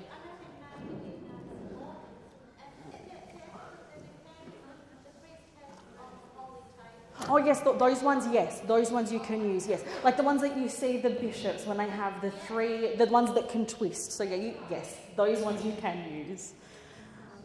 Also, I will just say, I think these little tips and tricks are really handy. If anyone's seen the scrub mummy before in the shops, and no, it's not sponsored, but I just find it works really well. Getting all of the flour off, you know, you're not left with those bits that are in, you know, that you see sometimes in your sponge that are really hard to get out. I find that it's a lot easier to get the flour out of these. I also find that even though it's a little bit abrasive, it's not as abrasive as a scourer. So when I've got dried flour on my hands, I can actually be quite aggressive with that and it's not going to scratch me. All right, so in terms of, because I think the question earlier before was how do we know what we're looking for with the consistency before we start kneading? We are after a dough here that is quite smooth. We can see that it is quite smooth. And if I just hold it here to the camera as well, we can see when I feel inside, I can't feel any dry bits anymore. And then just, if I just pop it into a bowl, a little ball, when you press down on it, it's quite bouncy. Can you all see that easily on the screen? All right, perfect. So from here, there are many different techniques that you can do when kneading. I find that the most efficient when you want a tight crumb is the good old kneading with your fists. For that reason, when I'm at home, we've got a high kitchen bench, we've got a glass table, our chairs are nice and bouncy, which means that they're comfortable to sit on when you've got guests over for a long period of time, but they're not great for πρόσφορα. We don't have a low table at home. So what I normally do is I have a mat that I reserve just for πρόσφορο. My knees always go in the same place, my bowl in the same place, so if ever I need to go from the mat to the bench, I can do it quite easily and not worry about cleanliness. But I actually kneel down and do my kneading because I find that if your body weight is on top, you can actually get a firmer, stronger knead. But this table is a lot lower than the one that I have at home. So tonight we're quite lucky. Now, instead of doing it in the bowl, I want you to be able to see it. I will come back to the bowl in just a moment. I will knead it on the bench, or on the table, I should say. So as we're kneading, what we're doing is we're creating a flat surface underneath the πρόσφορο dough, and it also means that this is how we start making it nice and smooth. Thank you. Absolutely, the whole time. Normally, that's a very good question because I did forget to mention that the prayerful state needs to be there. More often than not, I actually pray the Παρασκευή. I don't know who asked the question behind the microphone. Oh, yes, I am. I actually pray the Παρασκευή the whole time, which is really quite beautiful. I think it's the most appropriate prayer to be doing because if you think about it, the gospel reading that's in there is when Panayiotopoulos is pregnant with baby Jesus and she goes to visit Elizabeth, who's John the Baptist's mum, and she was also pregnant with John the Baptist at the same time. And as soon as she opened the door and she saw Panayiotopoulos, John the Baptist inside her leapt for joy. And if we know, I get emotional talking about πρόσφορα sometimes, but as we know, he was the forerunner. So he was the one who was meant to point out Christ so everyone knew who he was, or the Messiah. So for me, I think it is the most appropriate prayer to be doing. So again, it's that kneading motion. From here, I now fold over. And I don't know if you can see the difference. We're now starting to get a smoother dough. And the way that you know that it is ready to fold is if any of you remember the old La Porchetta ads where you used to see them spinning the pizza in the air? Kind of, you're after that feeling of what you think it looks like on the TV. That's the feeling that you're wanting to try and achieve. Just visually, what you see and what you think it's like. Somehow you kind of know. Yeah, absolutely. So the beautiful thing with the Παρασκευή is that you can, there is a part where you can pray for different people. There might also be times that I pray about whatever's going on, or if I know that somebody is in need. I think one thing that I'm really grateful for is that I've seen many miracles that have come about as a result of πρόσφορα. I've heard of miracles from other people, and I've also been blessed enough to hear stories from priests about, I guess, other miracles that have come about as a result of the proskomidi prayers as well that Father went through. So don't ever underestimate the power of a single πρόσφορο. Like Father said, it's not just a piece of bread or a loaf of bread. What you are making will become holy through the blessing and the blessing of the priest, but most importantly, the grace of God. Yes. Thank you. Oh, thank you. I'll do that in just a moment. So as you can see, I'm folding it over each time. So top to bottom, kneading, and then the sides in. And I find you get the most efficient knead. rotate, and again go in the centre. Now, one of the questions that somebody asked earlier is how do you know when to stop? The dough will actually tell you. It will become so firm that you actually can't knead it anymore. Well, the other thing that I will say with the kneading is if you start from the side that's closest to you and walk your hands further out, if there are any air bubbles that are in there, slowly, hopefully, in an ideal world, it will start to push them out. So let's say I had an air bubble that was starting to form here. Before I even feel it, I start at the base and I slowly push out until it comes out at the end.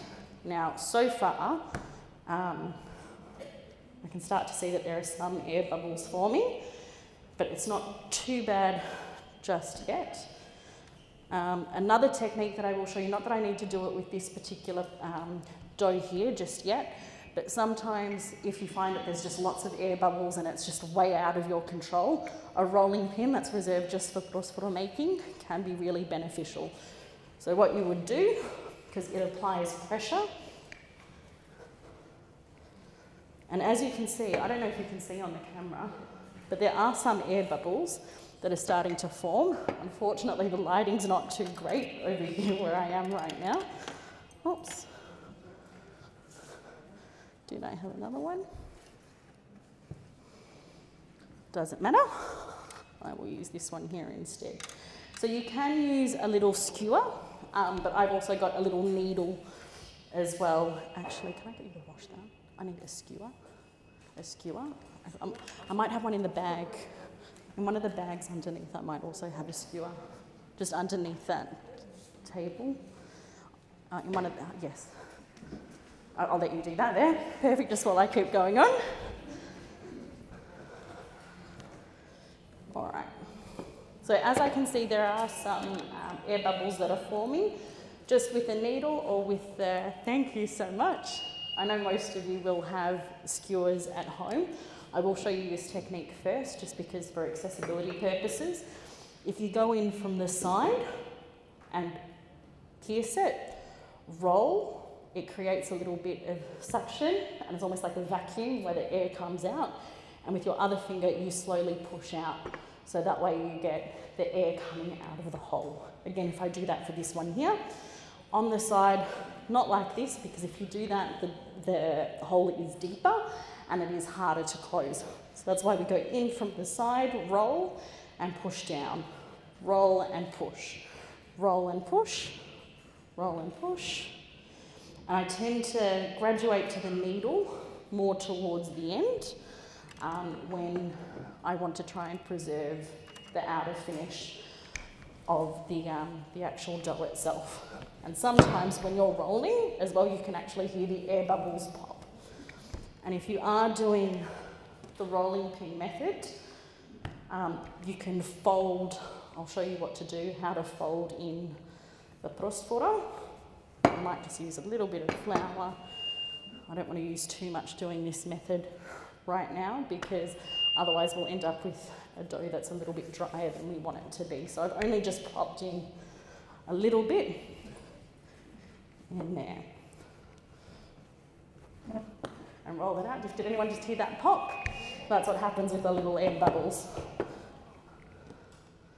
And if you are doing it with the roller, that other side was a little bit smoother, which is why I'm putting it down the bottom. I fold, and I fold, and roll on top. And again, I can hear little pops that are coming out of this. And again, there are some quite big air bubbles in here, so roll and push, roll and push, roll and push.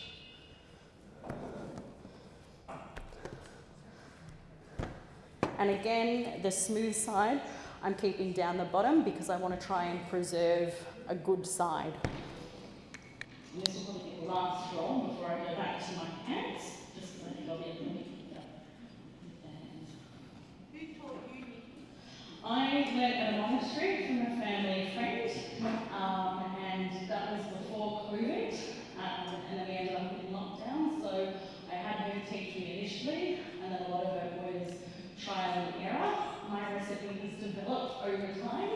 trying to get the perfect πρόσφορο.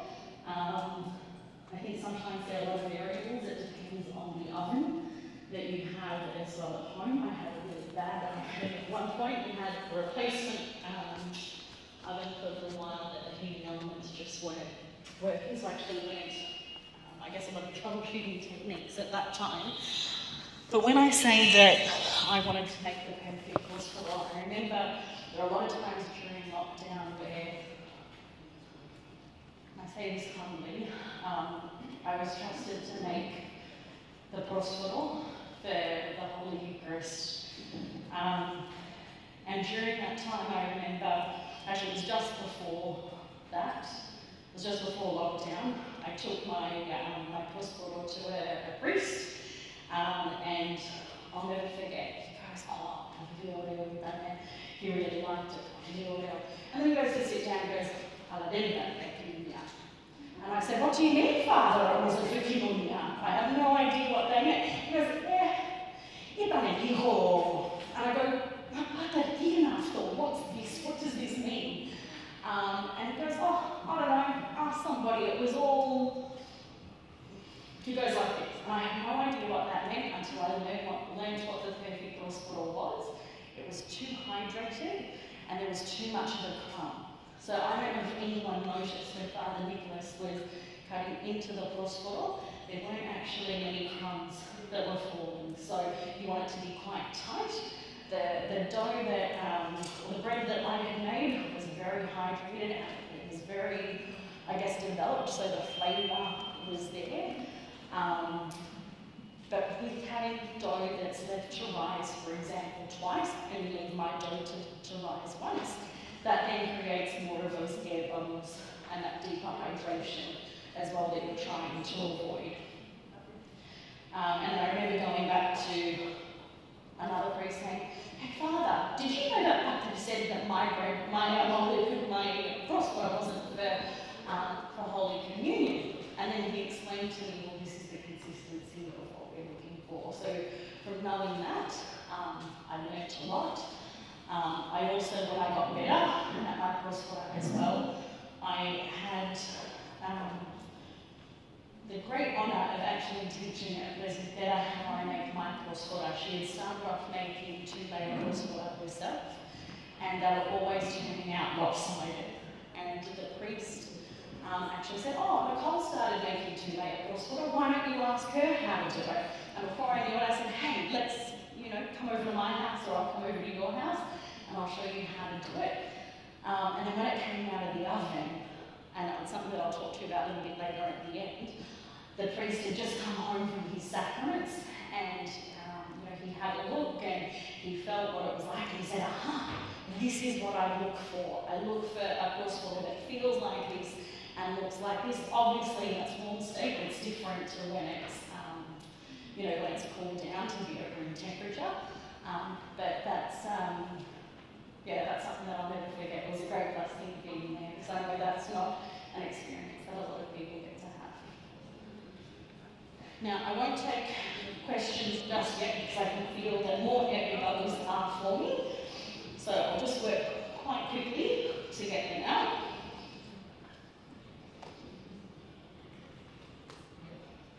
And we can resume questions at the end.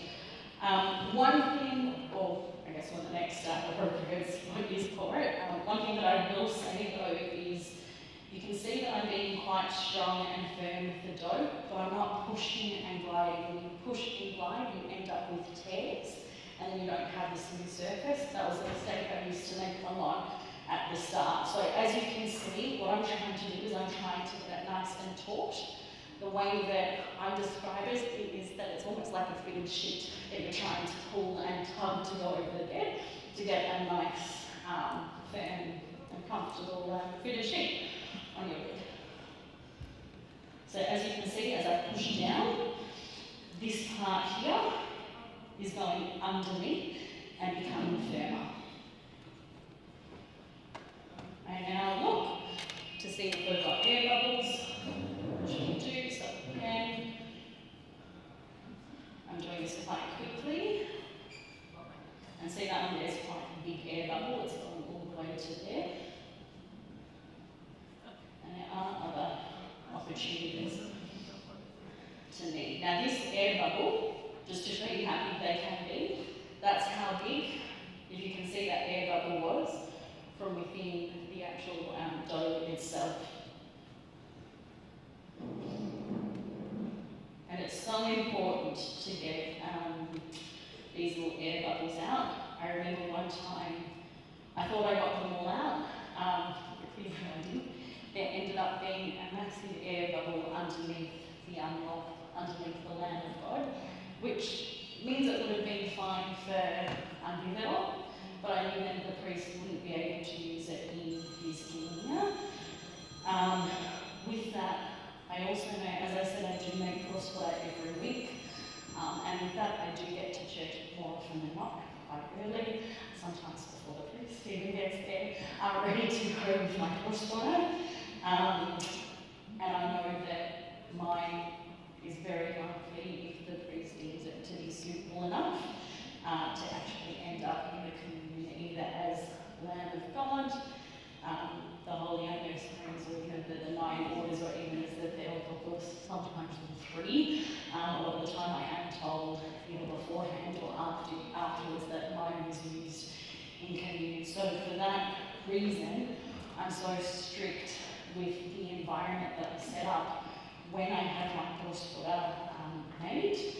And I'm also so driven, I guess, to always perfect my recipe. And like I said, this is just my recipe today, but there are always improvements that can be made, and we can always learn from each other. So never look at something and think, I've mastered it.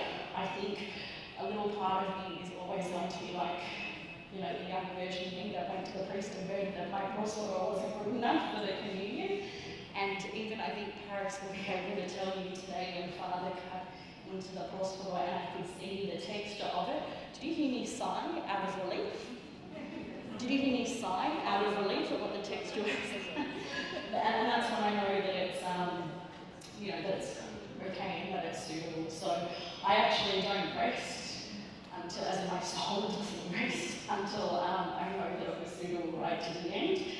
There are some churches that, if you're only little, they might give it to you in a form of ipsoma. So you actually get to see what it looks like afterwards, or you get that feedback from the priest. I know most people don't ask for feedback, but I always have. I usually quite diplomatic by nature, but I think when it comes to prosperity, I have this staros that always come out of me to ask the right questions so I can get it right. All right. Now I think we are almost good to go for the next phase. So, as you can see, it's starting to get harder and harder for me to knead.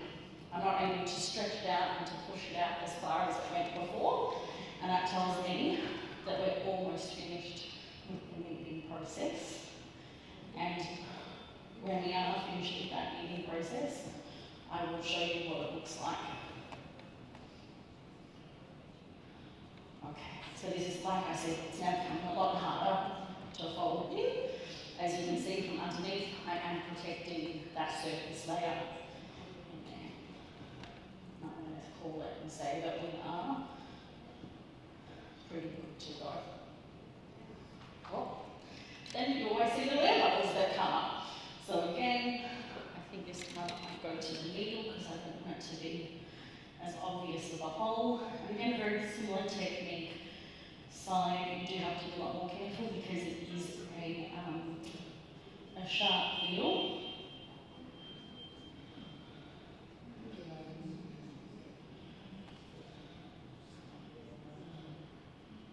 Okay, I'll start with the air bubble, but I won't be as precise because I know I don't want to keep you here all night.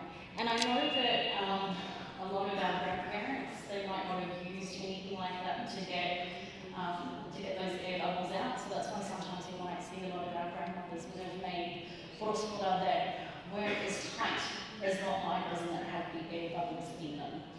You know, and that's a large contributing factor in there. Okay, so now that those air bubbles are out, we now want to get to the point that we create those two natures. So as we know, Christ was fully divine and he was also fully human, and that's why we have the two layers. Like I said before with your question, you can have a more visible, layered looking πρόσφορο. I personally like mine to not have the two layers as visible. On this one you can still see the line quite faintly. For me, I like it to sort of blend into one, because I always think Christ might have had his two natures, but when he came down in as one, fully man, fully divine. So for me, that's why I'm not too worried, and I also know from priests as well that that's not a concern for them, because, you know, for that same reason that I just mentioned. So a lot of people, I do have this here as a scraper for the bench, just to get rid of any dry bits of flour. I don't actually use it to cut my πρόσφορο, because we never cut the dough with a knife. What we do is I use, you can feel a little bit of dry flour, so let's get that off.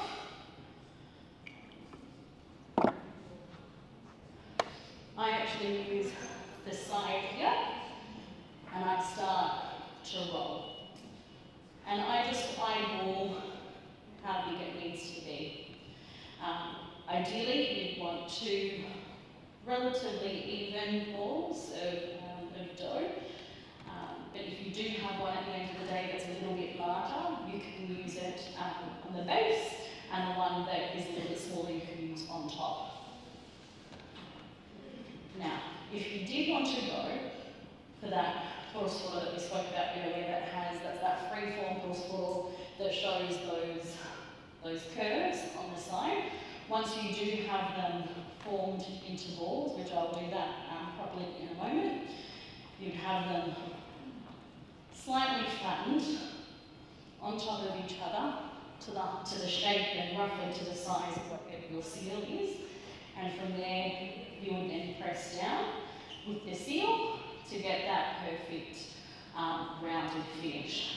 But in our case today, we're doing the one that's in the tin. Okay. So from here,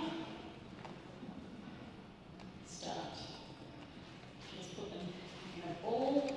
You can use a tea towel to cover it, but today I'm just going to use a Ziploc bag, purely because I'm not working at the same pace that I do when I'm at home, so it just sort of keeps the hydration levels to where I need them to be. So I'm just going to pop that there, and pop that to the side for now. While I work on this dough, that dough will relax a little bit more. It might become a little bit more hydrated again, and then it might also be more malleable as well that it can move. So here, I don't necessarily need to knead it down, but if you find that you are getting those air bubbles again, you can give it a little quick knead before shaping. Now, what I'm doing here, again, it's almost like that fitted sheet metaphor that we used before. I hold down the centre, I lift up just on the outer side, and push down and roll. So that way you get that taut surface underneath. And again, it's getting quite smooth. From here, I then almost form a mushroom shape, where you have the base that comes out like that, like a little mushroom. And another way to get it nice and taut is as you roll it, your thumb is pulling up the sides to get it nice and taut. And again, we will find and see that we do have our little air bubbles. So again, you can either use your needle or your skewer to push them out and push them down. Roll and twist. Roll and twist. And as you can see that I'm doing it simultaneously at the same time, with my finger already on top, because I find that that is the quickest way to do it before other air bubbles form. Okay, so what we're going to do from here is we're slowly going to create discs that we can use and put into our tin, so that way it forms like the one that you see on display here. Now, at this point, the dough is not too hydrated, I can feel that there's a little bit of moistness there. But if I roll it too much, I also want to create a smoother surface on the bench. So I'm just going to get rid of any dry bits. And I think I did have a little bit of water here from the jug. So I'll just wipe that. And I'll just get a little bit of flour. Not very much, just on the side as I start to shape it. And again, to get it nice and taut, another way that you can do it, and to do it consistently, is hands go down the side, go in under, and rotate. So as you can see, it's pulling the dough taut again on the outside, again as you would when you tuck that fitted sheet under the bed. And throw it into a nice little ball. From here, I just press it out. Now, I find that hands are more than sufficient, but I also know a lot of people who are quite heavy-handed, and sometimes the dough can go everywhere. Again, there's just some air bubbles again. So we're doing our best to get them out. Your other option, for example, is to go back to the rolling pin. Again, being very light. As you can see, I'm just holding on from the sides here, and I'm rolling very, very gently and trying to maintain that perfect round circumference. And I know when we made the front roll test, a couple of ladies asked why we make our πρόσφορο round and why we had our front roll round. If we think of a circle, it's the most perfect shape. And when we offer something to God, we want to offer something that's perfect.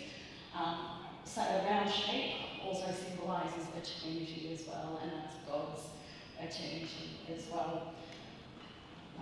So there's many different reasons. I think one of the things that's beautiful about Orthodox faith is that our practices are laced with symbolism, and you'll see that, for example, when I do the erosion holes as well for the πρόσφορο.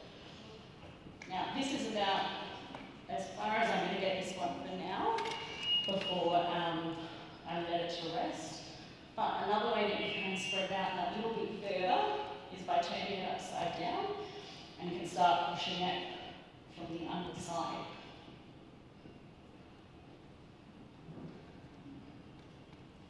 And again, if you wanted to, you can use the rolling pin. At this point, you can also add more flour, just to take out the initial hydration that's just on the surface. Rub the flour in your hands and start to form the outside. Now again, I can feel the little air bubbles. Now, typically I probably wouldn't have this in the air bubbles, but because we are going at a different pace today, and we've had some questions along the way, more air bubbles form, so it might not be as perfect at the end, but you get the idea for today. Another way that you can also protect the sides to make sure that they don't crack. I actually think I need to do it here today, but I will show you just in case yours end up being too hydrated. You can just sprinkle some flour down on this in one row, like that, and you can literally just shake the disc like that. Now I'm going to swap over to the other disc, and I can already feel that this one is even more hydrated. We still have some flour on the outside, so I know this will be okay. Okay, I'm just going to tuck that to the side. I don't want too much flour just at this point, so again, scraping everything away. Now, typically I make it on a Friday, and I've committed kind of organising my life as best as possible to being able to make it on a Friday, but sometimes life happens and I make it on a Saturday. The reason I do make it on a Friday is because we want the dough, we want the actual πρόσφορο itself to be quite firm, and sometimes if you've got that extra day, it can just firm up that little bit more if there's too much hydration.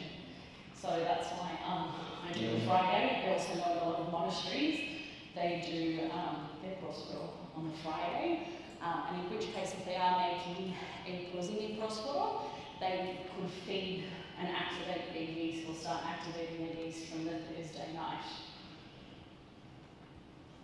as well. So again, making πρόσφορα is a commitment, and especially if you do want to do it quite regularly as well. Like I said, I do it every week, so I just know now instinctively that I try and keep my Fridays as free as possible. Sometimes I will start it after dinner though, so it can be a bit of a late night, but through God's grace somehow I end up doing it without being too tired, and if I'm tired it's usually at the end, so I'm very grateful that He gives me the strength that I need to get through. And I'm sure it'll do the same for you too. How do you score it between Friday and Sunday? Okay. I might talk about that bit at the end, and I won't forget because it's a part of the demonstration. If I haven't mentioned anything there, just remind me. But usually, just as a starting point, while it's cooling down, I have it resting in a tea towel, and then when it gets to room temperature, then I'll put it in a plastic bag and get it ready in a little πρόσφορο pouch, or the πρόσφορο pouch here, or the πρόσφορο bag, some people call it. I have it ready to go. I'll also have my names prepared as well, but I'll talk to you about when I do those things as well. So again, we are creating, the ball was already largely created before I put it into the Ziploc bag just before, but I guess in a real life setting, you'd just be putting your tea towel on top so it doesn't dry out. Again, the air bubbles sometimes really like to test you, and I keep picking up. But that's okay, that's half expected for tonight. I don't know if it's just me because I'm up here needy, but it's also quite warm in here, isn't it? And a warmer environment is also contributing to those air bubbles. My preference at home is to actually have a colder environment, unless of course it's a beautiful day. If you have that colder environment, I find that the dough hangs a little bit more, it's not as bossy. And then once I've finished leaving it to rise, that's not cracked on the heater. Sometimes I have family members complain, and I tell them to either go upstairs and have there's a heating on, or if some of the air conditioning on upstairs, or otherwise blankets, because I know I'll be in trouble if the room is too warm. And that's why I'm saying as well that it's so important that you get your family's buy-in, because the more you explain to them and the more that they understand about the holiness of the πρόσφορο and what it takes to get good πρόσφορο, the more they'll be on your side as well to help you achieve that and to make a successful πρόσφορο. And speaking of successful πρόσφορο, I do know that a lot of you have told me that you were, I guess, too scared to even start making a πρόσφορο because you were scared of what the results were going to be, or you thought, I just don't have time. Also, I know other people who may have made a πρόσφορο before and it wasn't successful. They might have had a crack, they might have had it, get lopsided. And my father said, that's okay, still bring it to church because it will still receive the blessing, just like we get the andiveros. So it might not end up being the actual Eucharist, the Holy Eucharist itself, but it still will become a blessed portion of andiveros. The only time I would recommend not bringing it is if you know that it hasn't cooked properly. If you can just tell if it's feeling really, really heavy, that's usually a sign that it hasn't cooked long enough. I'll tell you what to look for and the sounds that you need to listen out for to know when your πρόσφορο is ready. But that would be the only time that I would say maybe don't bring it in. But otherwise, bring it in. I'm taking, especially in my early years, I'm taking some doozies to church that look a bit special and not as beautiful as what you see today. And that's okay. I think, if you have a priest that knows that you're starting out with πρόσφορο, and Father Nicholas knows that a lot of you here tonight are starting out on your πρόσφορo making journey, hopefully that makes you feel more comfortable being that you've got someone who's so forgiving, looking at them, not that it needs to be. But I remember, when I couple of months ago about this class and about making πρόσφορο. I did show him some of my earlier πρόσφορο that didn't turn out looking quite as nice as they look today, and he just looked at me very politely and said, "It's been a journey," and that's what it's been. So even if yours don't turn out the first time, that's going to be a part of your journey as well.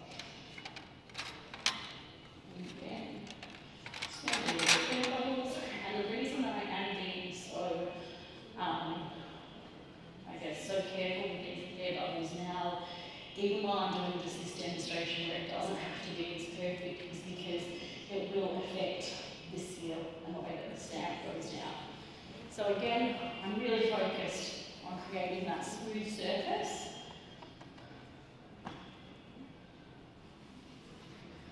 And again, underneath, pressing it out just that little bit more. And getting the outsides nice and prepared too, so that way they're less likely to have cracking. Again, for this, I also can't see anything without the light, but hopefully they're turning out okay.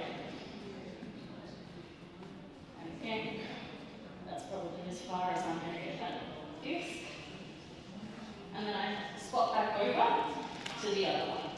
And where we want to get it to is the size of the tin that we are preparing it for.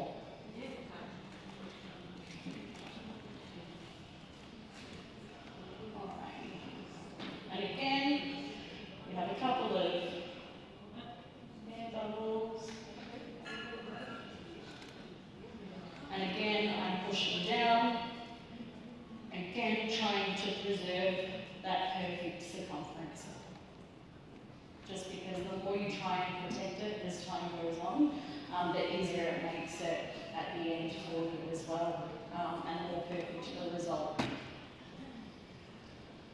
And sometimes you can just press around the end. And I often recommend using this flatter part of your palm as well, rather than the fingers. I use the fingers at first to try and spread it out. When I'm trying to create that flat surface, I'm using the palm of my hand. Again, you can also revert to the rolling pin, making sure that you keep it as round as possible. And if by any chance it goes out more into an oval, start rolling it into that disc on its side, and it will slowly go back to a round shape. And then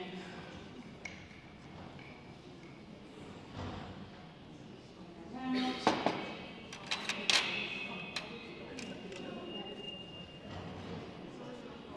Air bubbles.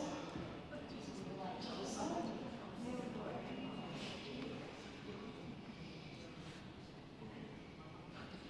And again, poking at the right side of the skewer. And putting your finger down on top. And I think we are almost there.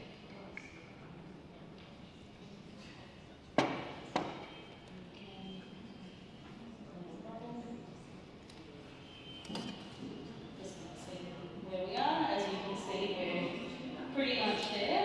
But as I work on the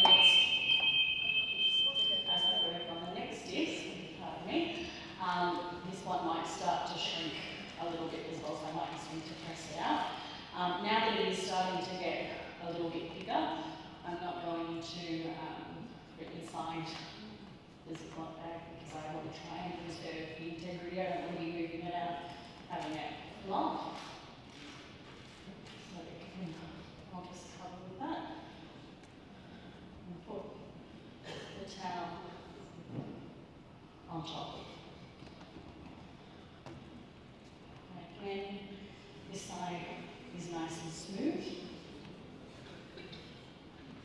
And for the underside, I'm just going to press down and around to try and get that shape of the tin and that size of the tin.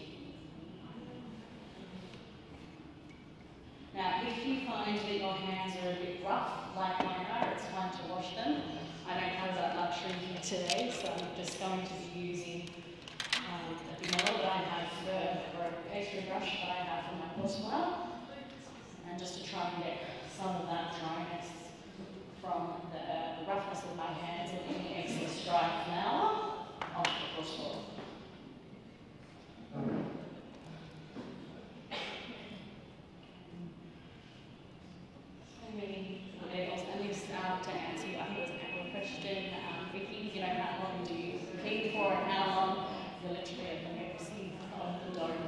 So sometimes there are days where I make πρόσφορο really quickly and I think, my goodness, how lucky. And there's other times where I can quite literally be out of the hours. So just make sure that you've got the time dedicated and that you're not rushing, because if you do rush your πρόσφορο, that's when mistakes start to happen. You let your guard down carefully, and you also start to get quite stressed when that happens too. And I think, one thing that we learn from the Bible is that God doesn't want us to stress and fret and to have angst.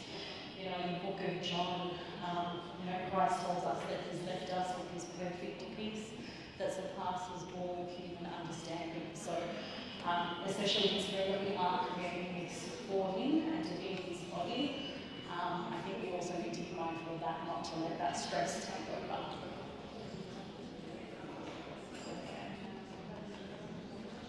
And again, rolling that over. I think we're almost there. I'm just going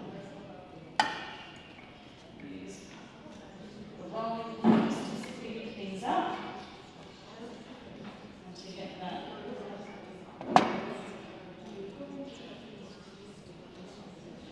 Again.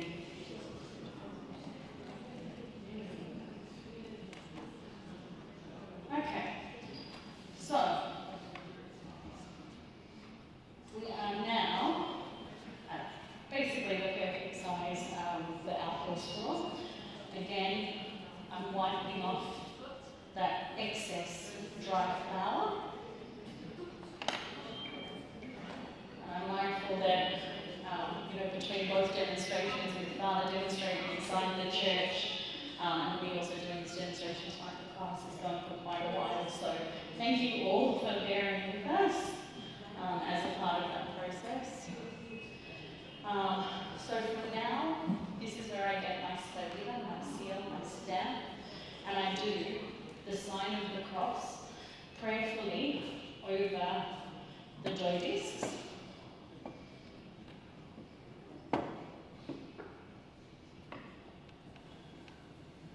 And you can use this one on top just because it is that slightly bit smaller.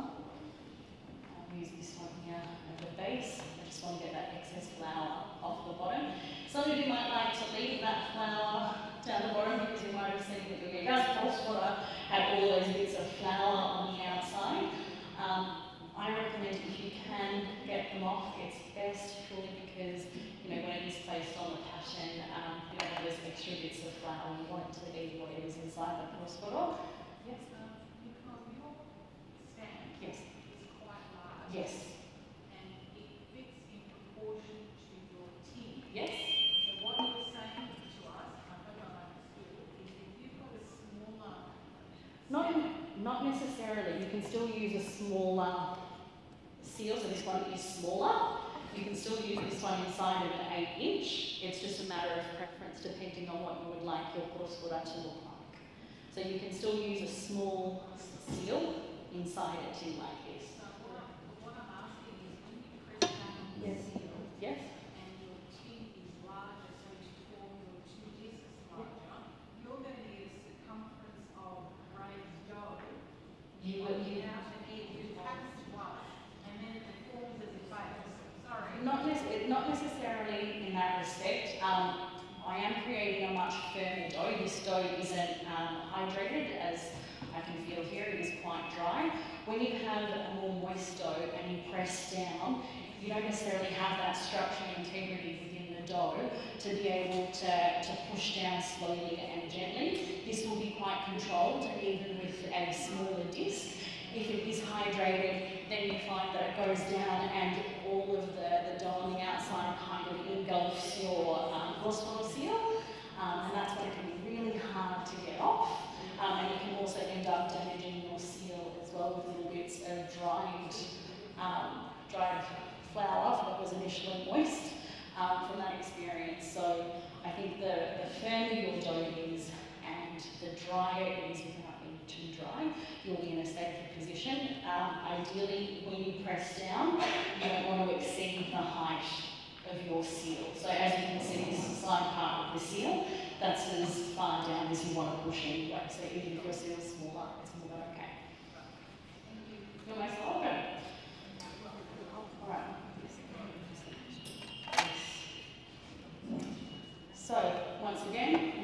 sign of the cross, and with the underside of your πρόσφορο seal, you have Iisus Christos underneath.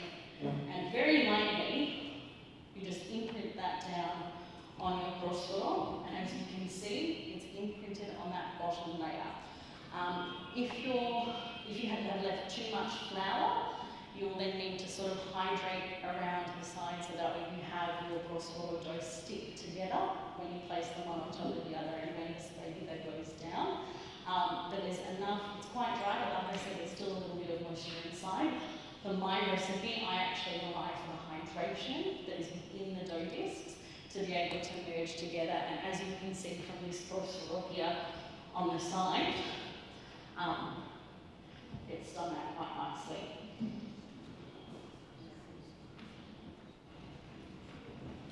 Okay, now at this point, we put the other disc on top. There are, just from the talking and the questions, we do have some more air bubbles that have formed. And I'll just very quickly try and get those out so we don't have too many problems at the end of the day. Alright. Now, for this bit here again, if you wanted to, if you needed to smooth it out, you can use your hand. Very lightly, you can use the rolling pin. But I don't want there to be too much flour on the outside, so again, I just rotate that down. This part is integral because you feel if there's any air bubbles, so if I had done this properly, that time that I ended up with the air bubble right underneath the onion, I probably wouldn't have had that concern at the end of the day, the final product.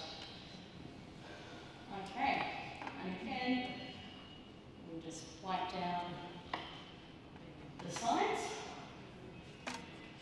And then we get our tin. So this one here already has the melted wax in there. As you can see, the tin still looks brand new, and there's not too much build-up. So that's stayed in there quite nicely.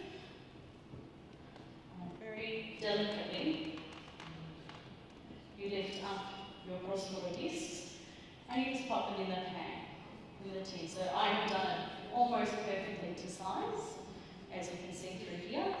If you do need just to press the cut, just very gently with your fingers push out from the centre and move the dough to the outer circumference.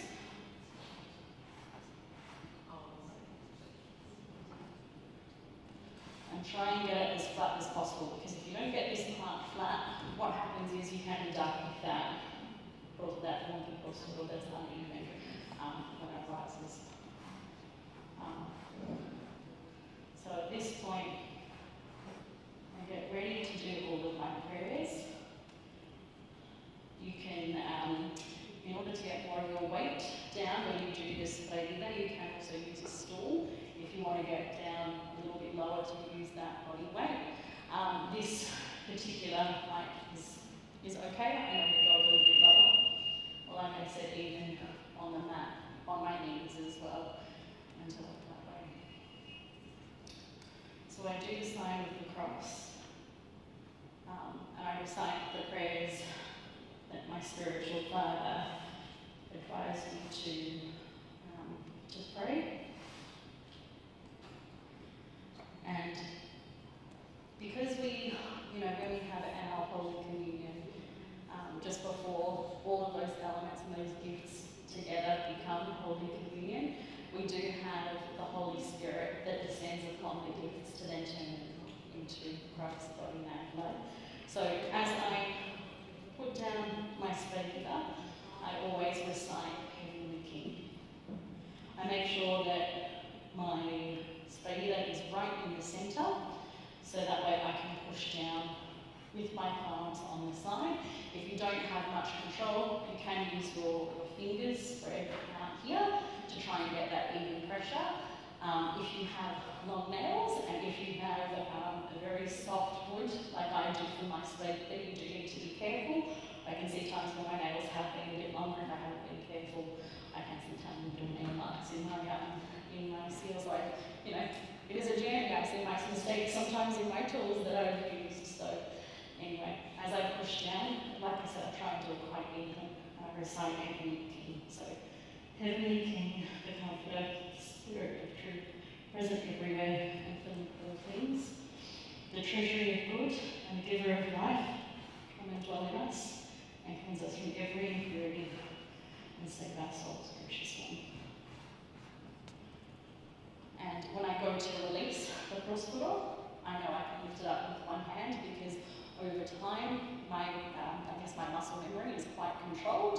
A lot of the time, though, sometimes when people go to pick up their spredida, they might knock their πρόσφορο because they get too excited along the way. I've done that before.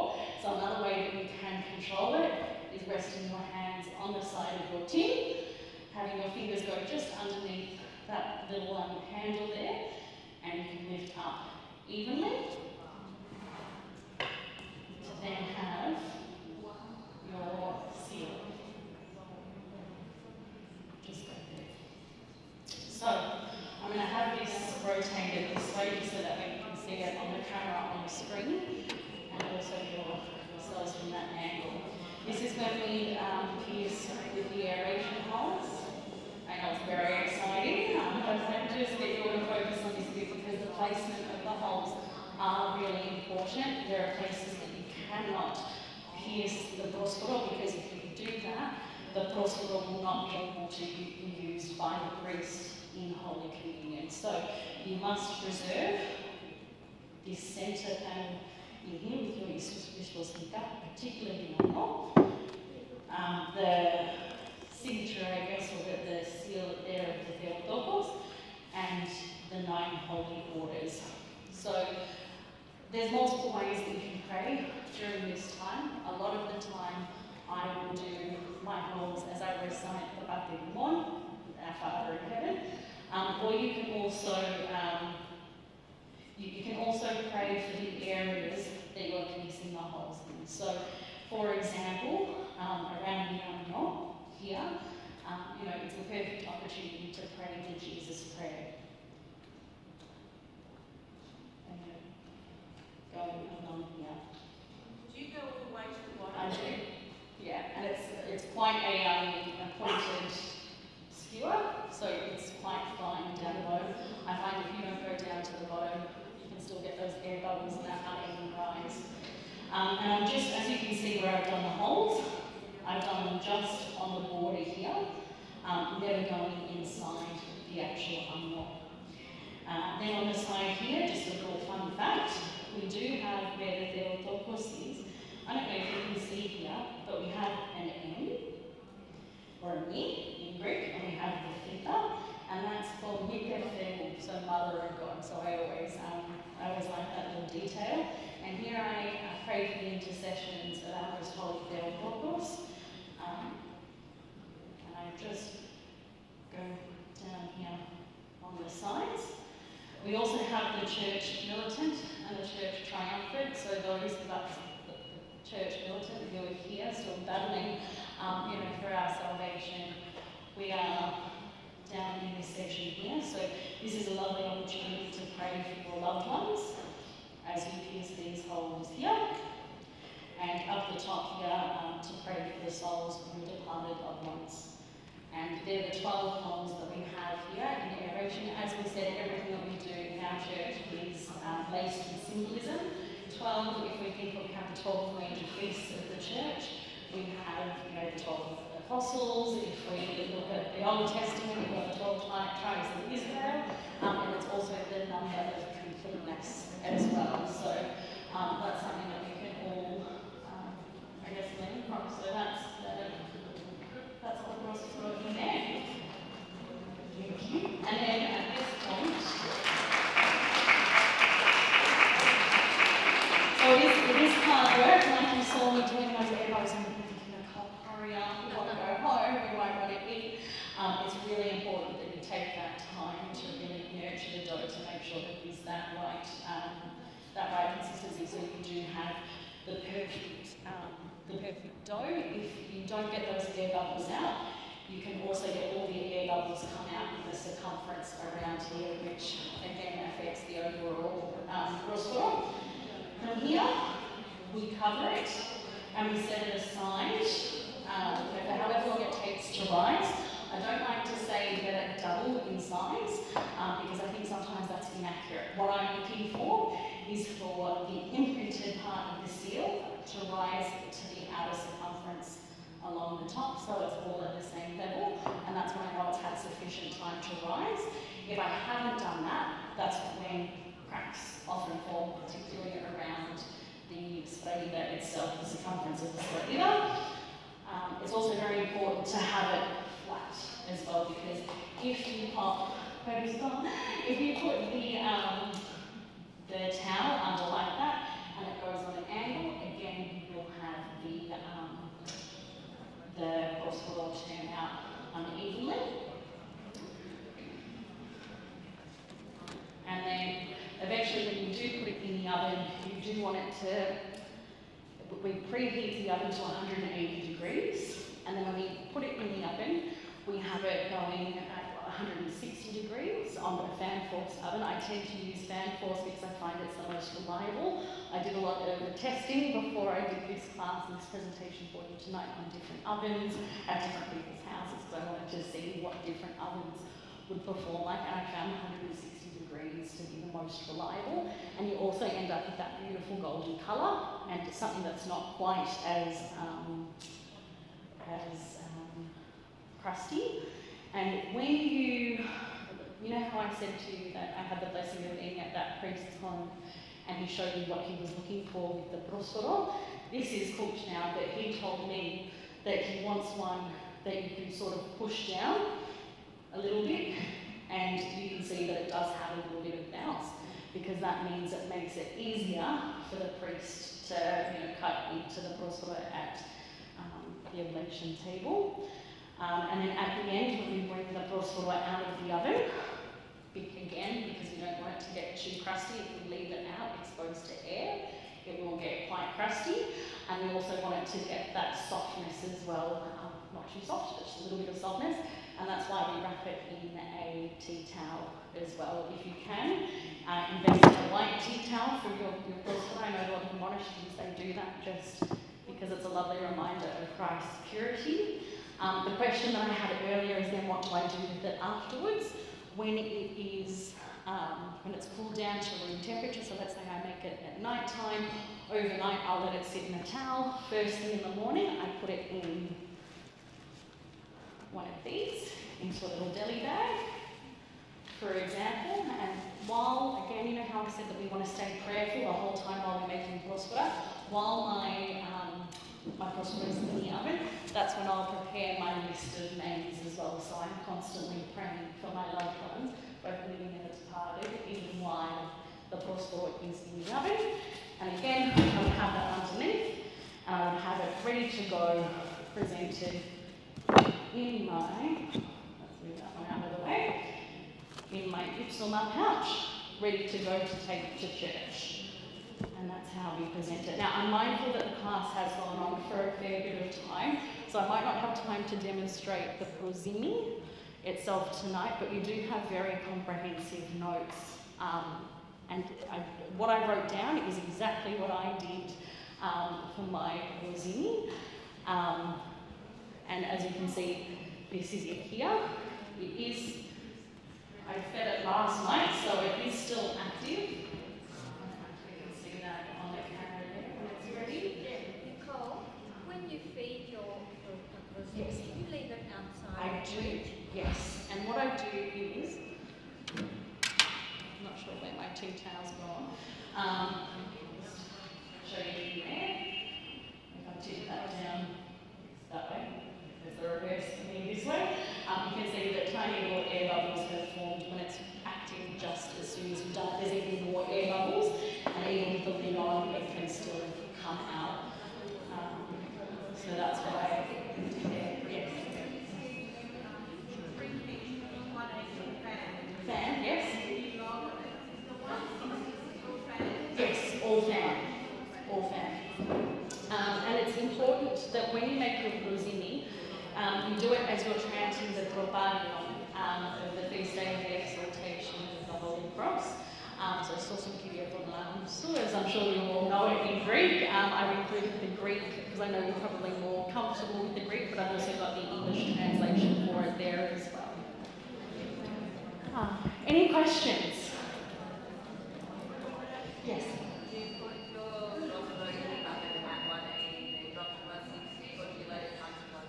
No, I find that the reason I have it heating at 180 is that I find by the time I open the oven, get my act together without tripping over things in the kitchen and putting it in, I find that the temperature drops anyway. It may not drop to 160, but I just find it gives you that little extra room for cuteness.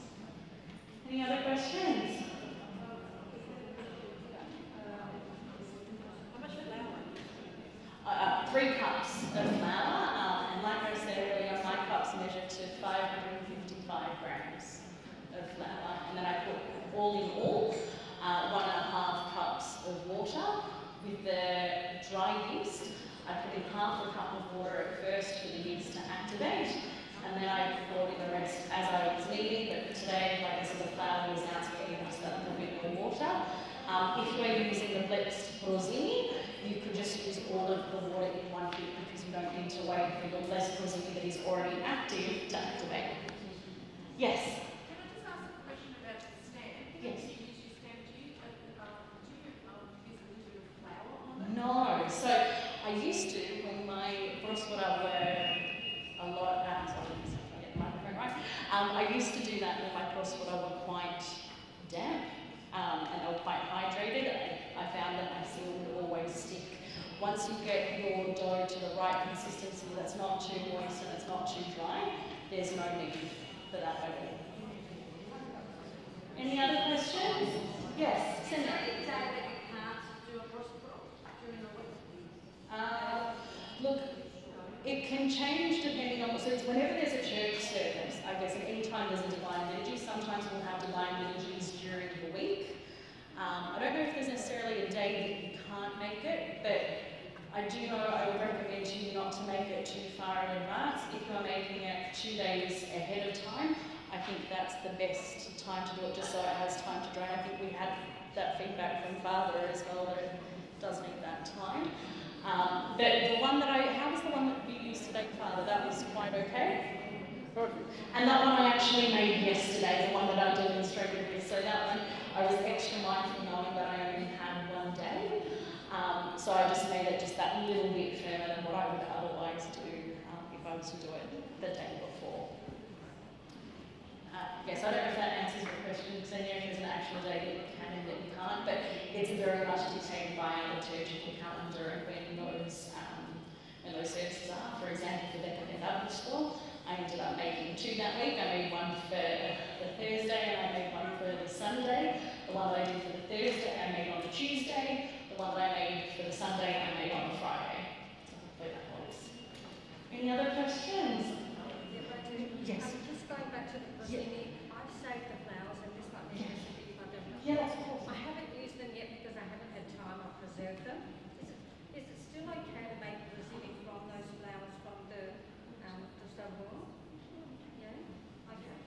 I will say that it may or it may not work. The fact is that you did get them from the 14th of September. We do know that the miracle happens with the blessed basil that was received from the priest on the 14th of September.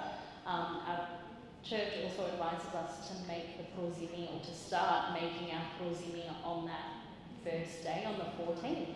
So, for example, instead of, I don't know with the grace of God what's going to happen, but you might find that you might need a couple of extra days. For me, it really took off within 3 days, and that was all that it needed according to the miracle.